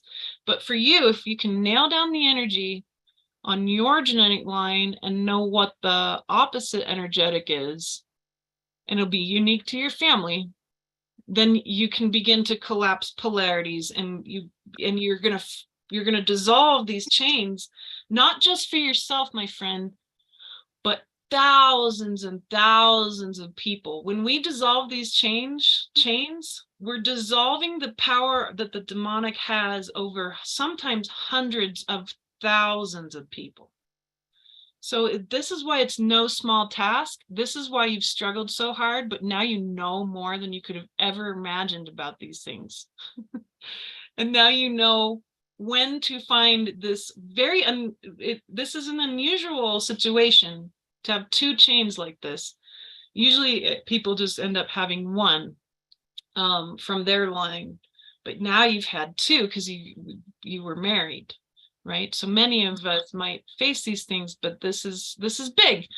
So you have some very precious work to accomplish. But again, since we're in the energies we are in, this will happen quite quickly once you apply it. So does this make sense? Absolutely. Thank you so much. This is really profound and huge information that you shared right now so generously and lovingly, and really supportive. Thank you so much. What I wanted to share was that I've looked into my lineage, and my grandfather had 7 wives, and on both sides, my mother lost her mother at birth. I've really studied and really delved into it. So when you say, when you nail this down, it's going to have a ripple effect. I am aware of the fact. It's so much. It's multiple wives on both sides, and there was narcissism. I've looked into my lineage from the men moving, my father, my grandfathers. There was narcissism there. I've looked into the victim consciousness of the woman and the suffering. I've really studied deeply, understanding my roots. I can't see you. I have somebody else on the screen. Okay. Now I see you. Talking, yeah. Okay, good. Yes, it's interesting. I couldn't see you, and I felt like a moment of you need that attachment connection with your mom. I felt like I'm getting disoriented by not being able to see you, but I was aware of that. I'm aware of a lot of these things. Yeah, you're super aware. You came here to do something really big. So this is a very grand task. You're not alone. Thank you. Bless you. Bless you. I've been knocking at so many doors, and yet I see what, and then I keep blaming myself. What's wrong with me? Why can't I get through this block? It's simple. It's so simple. What this requires simply is that we all need each other. You needed to be seen today, Nazila, and you needed to do the amount of work you've done so far And then because we can't see our own poster when our nose is up against it, I need people to see me too. I have a teacher, I have people I go to psychically see me, because we have so many blind spots, especially when we choose such complex and really dense stuff in our lives that we're here to break down. It's okay to seek out to be seen sometimes, just to get an assessment of where you're at. I do all the time. Maybe it was meant Yeah. to be. I really believe. Thank you so much. Absolutely. Thank you. Many I'm glad you're here, blessings. Nazila. Thank you. Lots of love. Thank you. My pleasure. Yeah, and what a gift that Elizabeth is sharing with everyone as well. The Empath and Entities class. All right, so we still have people with questions, with hands raised, questions in the chat, etc. But I just want to take a minute, Elizabeth, and talk about the class, the package that you're offering, because we could definitely talk for ever. Give me 1 second. I'm just going to share my screen. It's really quick, everyone, so not to worry, because it's pretty simple. All right, here we go. So basically, Elizabeth is offering a class. I think it's March 10th. March 12th. March 12th, right? Yeah, A Time of Mastery, the Deep Field of Mysticism. And it's only available to all of us. So Elizabeth, do you want to tell us a little bit about what we're going to be experiencing during that class? Yes, basically a deeper extrapolation of what we've gone through today. I gave you a taste of what I intend for this class. And furthermore, I'd like to especially say that this whole discussion around manifestation is so important, and I do really want to unwrap that process precisely for you in this class, because I'm getting more and more questions, so it's appropriate. It means that it's ready in the field. People are ready. They want to know, well, if it's not manifesting, then what are we doing?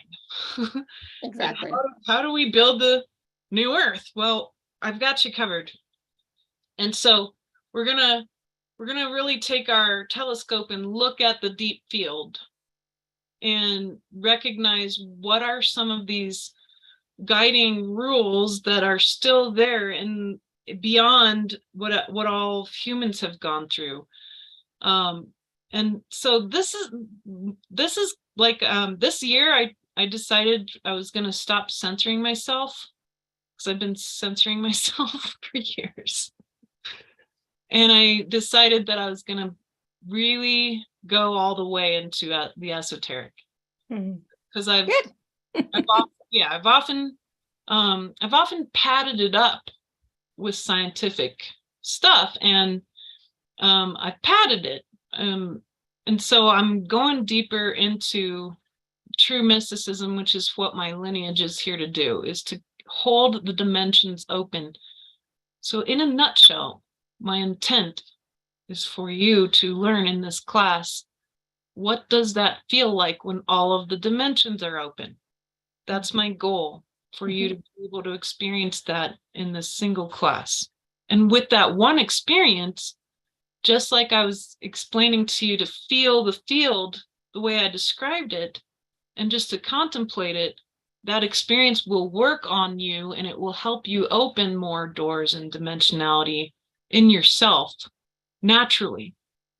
So it's a big a push of light into your body and experience. That's what this particular class is. That's why I'm calling it A Time of Mastery. All of you are already masters. You're all masters. So I want to help reveal that to you. What does that look like exactly? What are you a master of? And we're going to get to the bottom of it. Awesome. So again, this package is a one class. Usually it goes for, I think the last one that you did was like 2.5 hours or more. Yeah, usually 2.5, 3 hours. Mm-hmm. Yeah, 2.5, 3 hours. And so this is going to be taking place on March the 12th. So definitely book your seat now, because I know the last one that we did in January, it was pretty full. So that was great. And there's so much to experience, and it's about experiencing, right? Opening up to experience more about the clear light, the clear wave, what's happening now, the 12 dimensions, like you were just talking about, and and truly what is manifestation and what's not, right? And so much more. So that is going to be available for all of you. I'll share the link in the emails, and I will also share the link in the chat for those of you who would like it now. Give me 1 second. I will do that as well. And I know we just have a few more quick questions. Elizabeth, do you have just a few more minutes? Yeah, of course. All right, so here's the link for the package. Yeah, so Jill, I think you were next. Felicia, I will try and put in the chat again the link for the free gift. Let me find it. It's way back. Oh, can't find it. But go ahead, Jill. Sorry. I'm not Sure. talking, just- Thank you. Hi. I'm in your Spheres of Influence class and absolutely loving it. Good, thank you. Yeah, I'm in that place of I can feel, I've been feeling the shift coming, but now I'm starting to realize that it's going to create a big shift in my profession or something is afoot. And I have studied with shaman 20 years ago. I've gotten my skill set enough. I'm a medical practitioner, so enough to blend. I'm one of the few doctors who journeys with their patients as well as check their blood pressure. But I've written a few books, and it's all been very medical, but I'm kind of coming out of the closet on this. And I've been at major peace just living with this dictum that my job is joy. Like that's my ultimate job underneath everything is joy. And I've been so obsessed with learning more. I feel like I'm taking myself through medical school again, only with mysticism. And I feel like it's creating a lot more disturbance. And there's this, like, I don't know, I'm at this really strange point of like, is there more teaching, or is it like, okay, it's time to just walk away and be back in joy and just let it roll? I like what you're saying. I relate a lot because I love academia and would have loved to be a medical doctor, all those things. Now, what I see for you in particular is that you actually kind of named it. And it doesn't mean that you have to like quit your job, though you might want to do something radical in order to establish this in consciousness. Maybe it's a ritual of identity, right? So there is a way to shift out of identity. And if I can give you a short story to explain, it's the best way I can explain. Yes, I love your stories, so that's very helpful. So when we face these moments of identity shift, sometimes doing a ritual around identity broadly isn't enough. So at one point I had done a whole body of work in university, and then later I did a whole body of work in mysticism, and at both times I was tasked to walk away from that body of work entirely. And it always feels like you're getting fired from your favorite job, but you're also getting a huge promotion in consciousness, or you just were handed an amazing award, but also got fired at the same time. So you're going to have both of these disturbing emotions show up, and it's going to feel like a grand dichotomy. Another point in time that this happened to me was when I realized I needed to let go of utilizing the chakra system altogether. And by walking away from that body of work, it felt so confusing and disorienting and strange, but I discovered something even what I consider just as useful, perhaps even more precious, was the golden ratio in the body, which I would never have discovered if I wasn't willing to walk away from the chakra system for a while. And so you're kind of being asked to do something similar. Now, of course, you have clients, you have a business. It doesn't necessarily mean you're going to walk away from that, but you might rename yourself. You might go through but using ritual. Ritual is your key here. And you understand the power of ritual, because journey is ritual. in this case, writing down on a piece of paper specifically what you're willing to give up in consciousness, even though you might not be doing that in the 3D exactly, but saying, I'm okay with no longer identifying as any of these skill sets anymore. I'm willing to give them up. The willingness is what's going to get you the next breakthrough, because you're right on the verge of something. It's called a coat closet of consciousness. You're in the liminal space. You're in the space between spaces, which is why it's so disorienting and you have no idea where you are. But you got to look down and say, well, what have I been wearing that got me this far? It got me this far, but it's not going to get me beyond this next door to the next party. So what am I wearing? Okay, and this, make that assessment. Decide what you're willing. Get naked. Decide to get this whole thing off. Get it on a piece of paper and use doorways. Doorways do crazy stuff to the brain, as you know. Doors are weird. They like reset your brain. There's a it's a phenomenon. I don't remember the name of it, but it's very real. And this is why I use them a lot. I use the declaration through this threshold kind of statements all the time. This is why there's doorways to nowhere in all cultures everywhere. So using a doorway to say, like, I'm really willing. I'm willing to be nothing. I'm willing to be nothing. And then when you go through that doorway, you burn your piece of paper, you hang out in being nothing for a little bit. And what will appear, and it doesn't take long, what will appear is the new dress, the new part, or whatever outfit you want. Maybe it's something else. But it'll appear because it comes from the soul. And it's going to say, here's what the next outfit is, the next identity. And it'll probably be a lot more sheer. It's not going to have as stuff because we're more formless. We're in formless time. So it's going to be this very gauzy, unique energy of basically wearing your soul's essence. And just as an aside, many of you have what we call multidimensional essences. So those folks, they will need to always find new stuff to learn about and new things to master. And then there's people who have more like a laser beam essence, where it's very singular. And they can just settle into the single thing that they're excellent at. And that's what ended up happening to me, because my energy is like a laser beam. I'm just like a flashlight.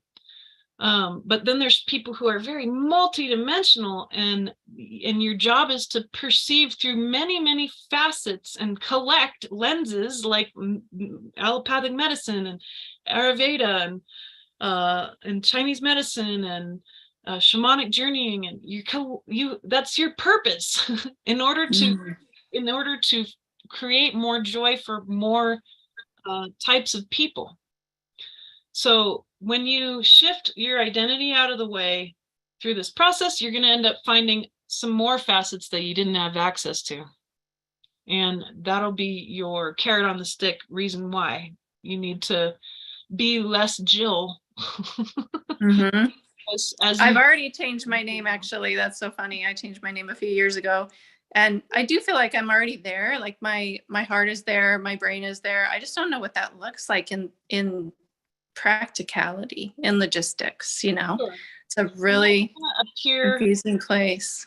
You still have more dimensional work to do because you've got your mind there. But these things have to percolate out into many dimensions, and that's where it gets disorienting, because some of those doors are shut still. Which is normal. We do this every time we're in a human life. And so this will feel familiar, this activity.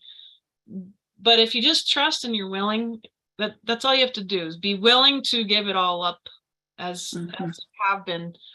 And it might not mean you have to change your name again, but there's going to be some obvious thing that'll be like, okay, well, then we do that to make it more 3D or whatever it looks like.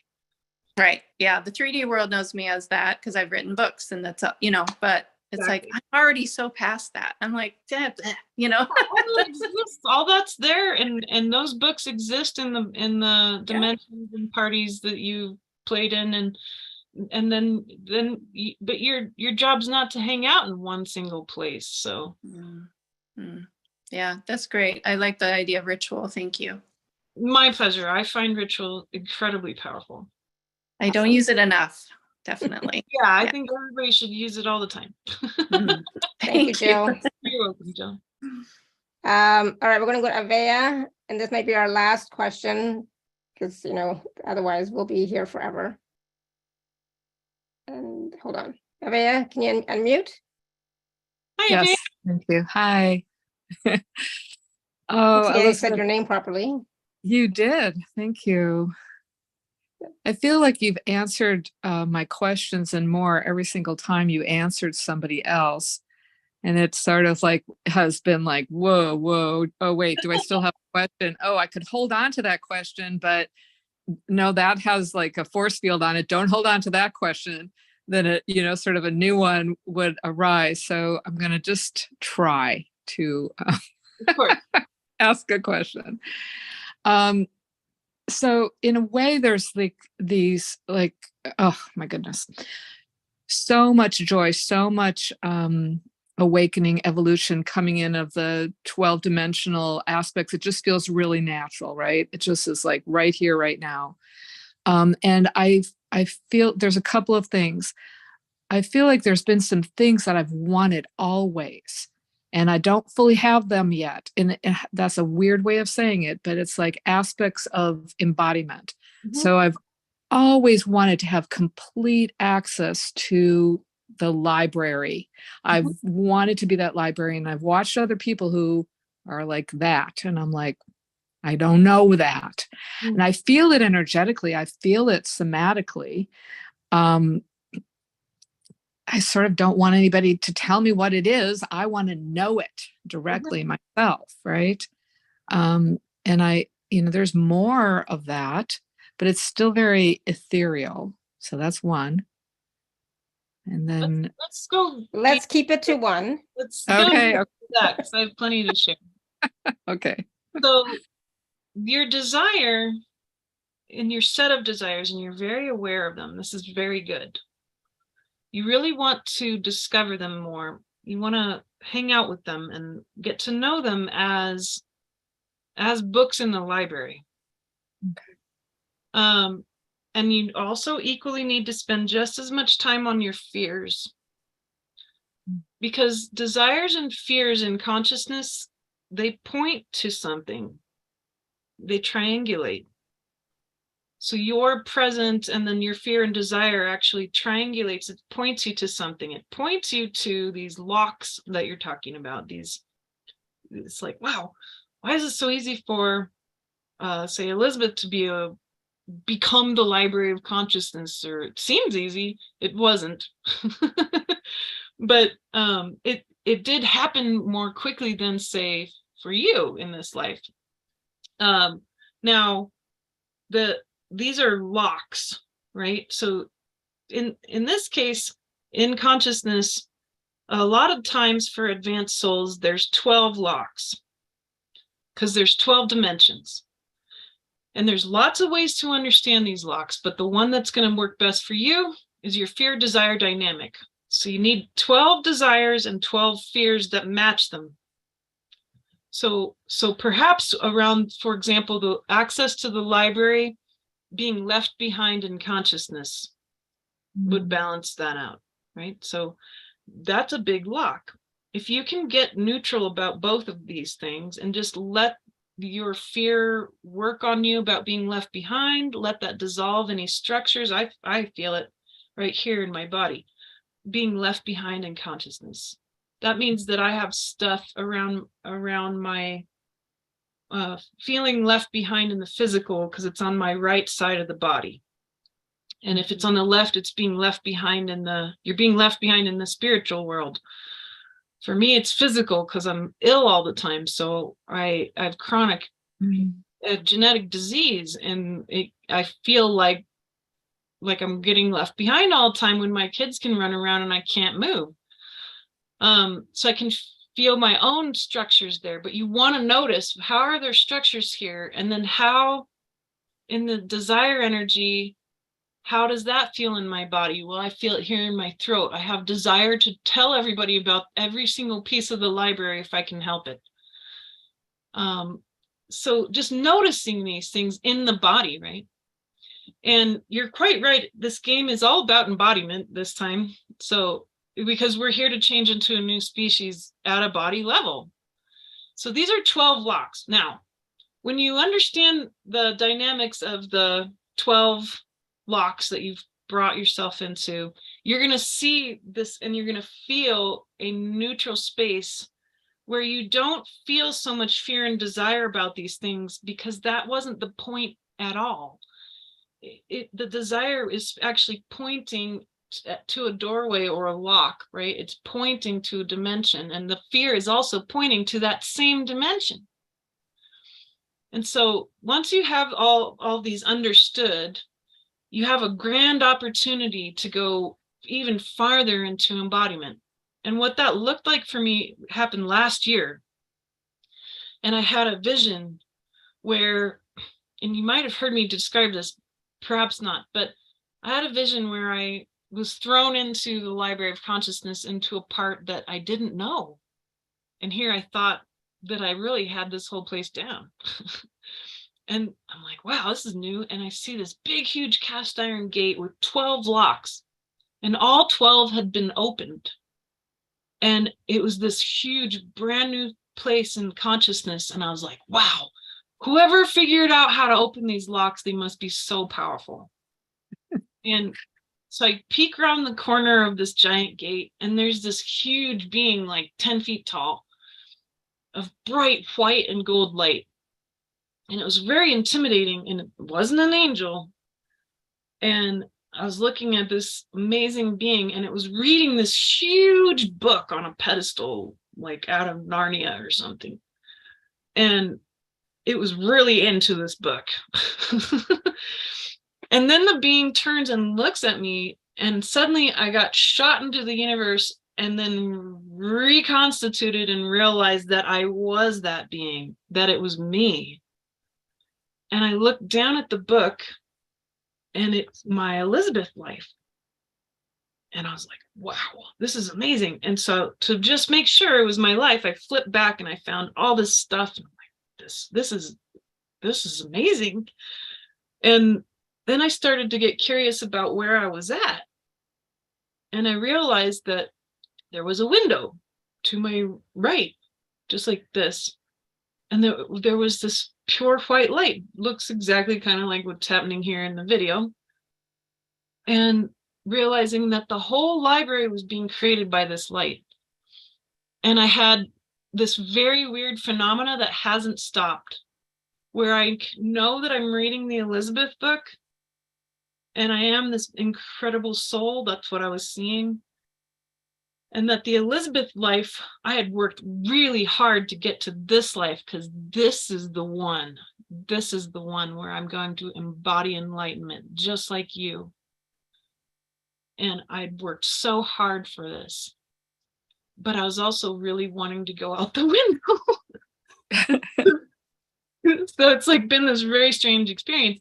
So I told my teacher this, and she starts laughing at me, and she's like, Elizabeth, the window's in you. The window's here inside of you, in the cave of Brahma. And there's lots of caves of Brahma through your whole core of light. There's lots of entry points. And for me, of course, it would look like a window instead of a door. But, you know, whenever there's not a door, there's a window, right? So this is meant to inspire you to recognize that you're already there. Now, all you're being asked to do is look at the locks. Look at the locks. Understand them. Understand the locks. You're not, all you have to do is know them and understand them, feel them, and then they open. And then you'll have the same phenomena. And you'll be able to do what you came to do, which was to embody all of those things, like having full access and embodying the library of consciousness. The fact is, Avea, you're already enlightened. You're already there. You already have embodied these things. It's just now you have to get clear about the illusions, the different structures that we can feel in different parts of our body, and be aware of them. And as they break down, it becomes more like just a book you're reading. And so it's a very incredible phenomenon that will happen to you, but it's not going to take the same kind of work or effort that you've taken all these years. Now it's going to be a very different skill set to get to that place, and then find the window inside of you and jump out the window. That makes sense. It's very esoteric here because that's where you're at. Yeah, no, I feel it. I felt as I was about to ask the question, so much terror, so much resistance, just like huge. And so the question I still want to ask is, like, that level of resistance feels like death. It feels like the opposite of aliveness, and I just want to run from it. Is that one of the 12? Oh yeah. And so it's quite important for you to jump into that, because it's not death. That's the ego saying, if you go there, I'm going to die, which is true. The ego can't survive in the void, my friend, but your soul is from the void. So the ego gets left behind on the edge of the universe. And that separation is very physical. You feel it as if it's death. But then once it occurs, it becomes very clear it wasn't death at all.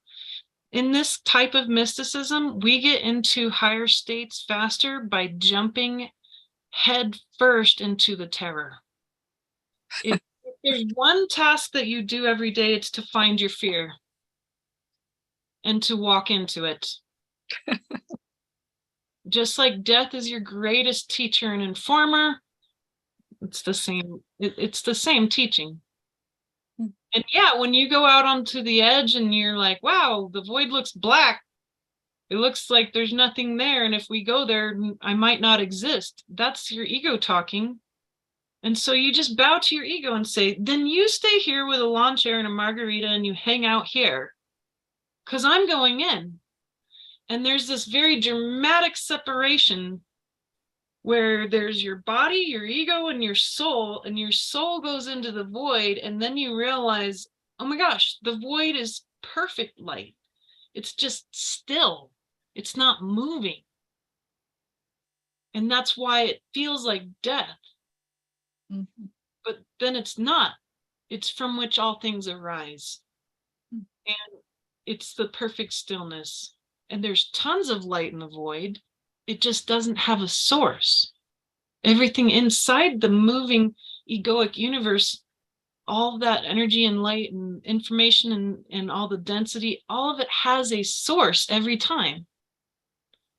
But the great source of the whole universe, where you're really wanting to go, that's the void, where there is no source to the light. It just is. That's the best way I can describe it. So follow your fear. Thank you so much. You're welcome. You can do it. Thank you. Awesome. Thank you, Avea. And, you had the resistance, before asking the question, and you survived, right? That's right. It felt like death, but you're still here. Exactly. Okay. Awesome. Thank you. Yes. March 12th at 10 a.m. Eastern time. And it's going to be the day after daylight savings, which I wish they'd finally get rid of it, but it's the day after that. So if everyone gets a little confused about the time, just consider that. It'll still be at 10 a.m. Eastern time. Yeah. Yeah. Exactly. Regardless of what's happening, It's still 10 a.m. Eastern time. 10 a.m. Eastern time. That's all you have to know. I know I sometimes, because of the time zone differences, like, okay, well, what time is that now? It's like, because we in Europe, we go forward a week or two before you guys, and it's like, oh, I have to get it straight and make sure all the shows are at the right time. It's like, that's why I say whatever it is Eastern time, that's what time the show is. Whatever it is Eastern time, that's what time Elizabeth's class is. 10 a.m. Eastern. That's all I have to know.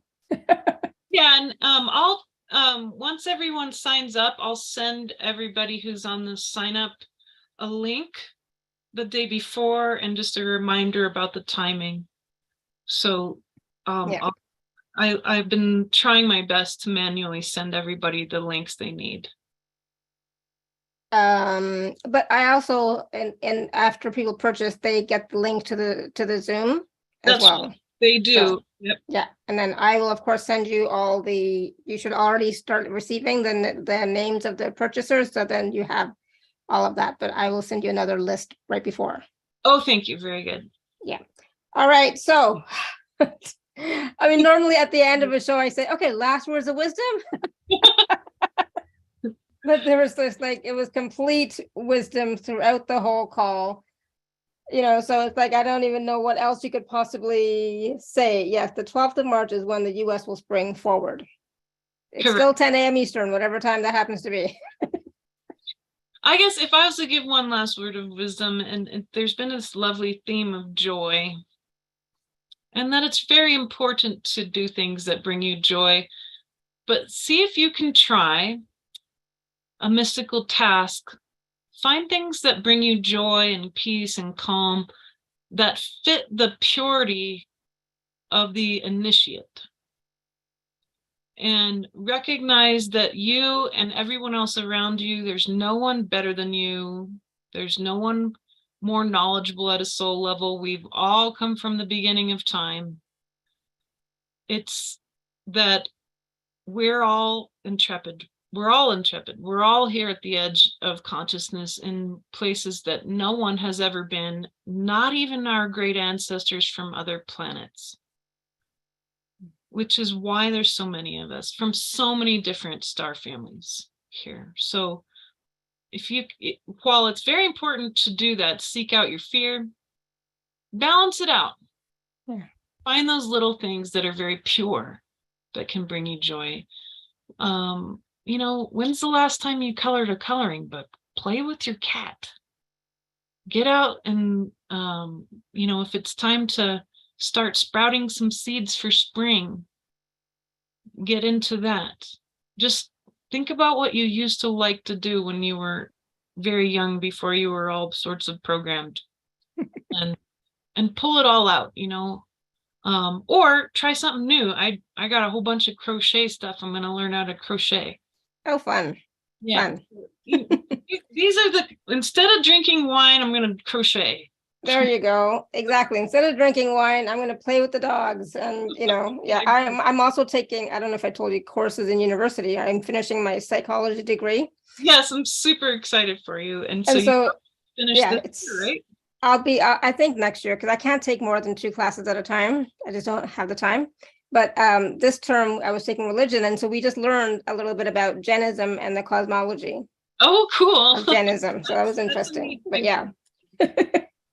So that's my happy place, learning more, learning more. And of course the boys, playing with the boys. And that I find that brings me the most joy, is when I'm playing with the boys, just rubbing Timmy's belly for 2 minutes, because he could go on forever. That just brings so much joy and peace. It's like, oh my God. And you mean your dog boys, because I'm seeing you rub a very large boy's belly. Yeah, so Timmy is bigger than Neo, but yeah, they're both boys, and oh my God, they're just like so good when they're not barking. They're so good. Yeah, and I challenge everyone, like Sarah has done, go get on a swing set, like go swing, get on the playground. Yeah. And get out in the sun. I totally agree. Whenever the sun comes out, I'm standing outside for like 5-10 minutes, just enjoying the sun. And of course, when we're walking, I'm looking now for like springtime, like flowers starting to bloom. I'm looking for the first signs of spring, because that's fun for me, right? Hearing all the birds. I just love that. Here's something cool too, just for fun. If you can find it or something like it, there's this book, and of course it's going to show up backwards on the video, but it's called Nature Smart. And it's this huge book full of the most amazing crafts that anyone could love and get into, especially adults. My children love it. And so this is super fun. Stuff like this. Mhm. You can, Yeah. and this is full of them. If you can pick one thing to work on, a few things a week, that's, that's my message of wisdom. Go play. Go play. Exactly. Go play. I'm just so excited because now that it's warmer out, I can start to blow bubbles, because like the Neo loves bubbles, I love bubbles, so that's, it's like a little thing, right? But it's like so much, it brings you so much lightness and joy and laughter. It's like, that's what we need to do, that to balance out the heavy stuff. Absolutely. And the fairy realm's wide open right now, and fairies are the best at play. So if you can't think of anything, go build a fairy house in your yard. Cute. Yes. Good idea. All right. Wonderful. So please do join us on March 12th for Elizabeth's next class with us. It's going to be so amazing. The January class was amazing. This March one is going to be even more amazing. There's always so much wisdom that comes through, so many tools and processes. Even the ones today that Elizabeth brought through were amazing. If you use them, implement them, that you will start to find yourself changing, transforming. Your life will start to transform. And that's what it's about, right? That is what it's about. That's why we are here, to embody more light, embody more awareness, embody more consciousness. And like you were talking about embodied enlightenment. That's why we're here. That's, it's like, I keep saying that to myself all the time. Like, why am I here? Why am I getting distracted by this, that, and the other thing? I'm here to friggin' be enlightened. What the heck? I can't swear. It's like, what the heck? So you're like, enough. So yeah, there's a big push coming. So yes, be aware of that for yourself too, and do the best you can, right? Do the best you can. Thank you so much, Elizabeth. Thank you so much, everybody. All your questions, comments, and feedback. Thank you, thank you, thank you. And Elizabeth, you are just so gracious. You have so much wisdom, and I just love you. I think you're amazing. Thank you. I think you're amazing. Thank you, thank you, thank you. All right, everyone.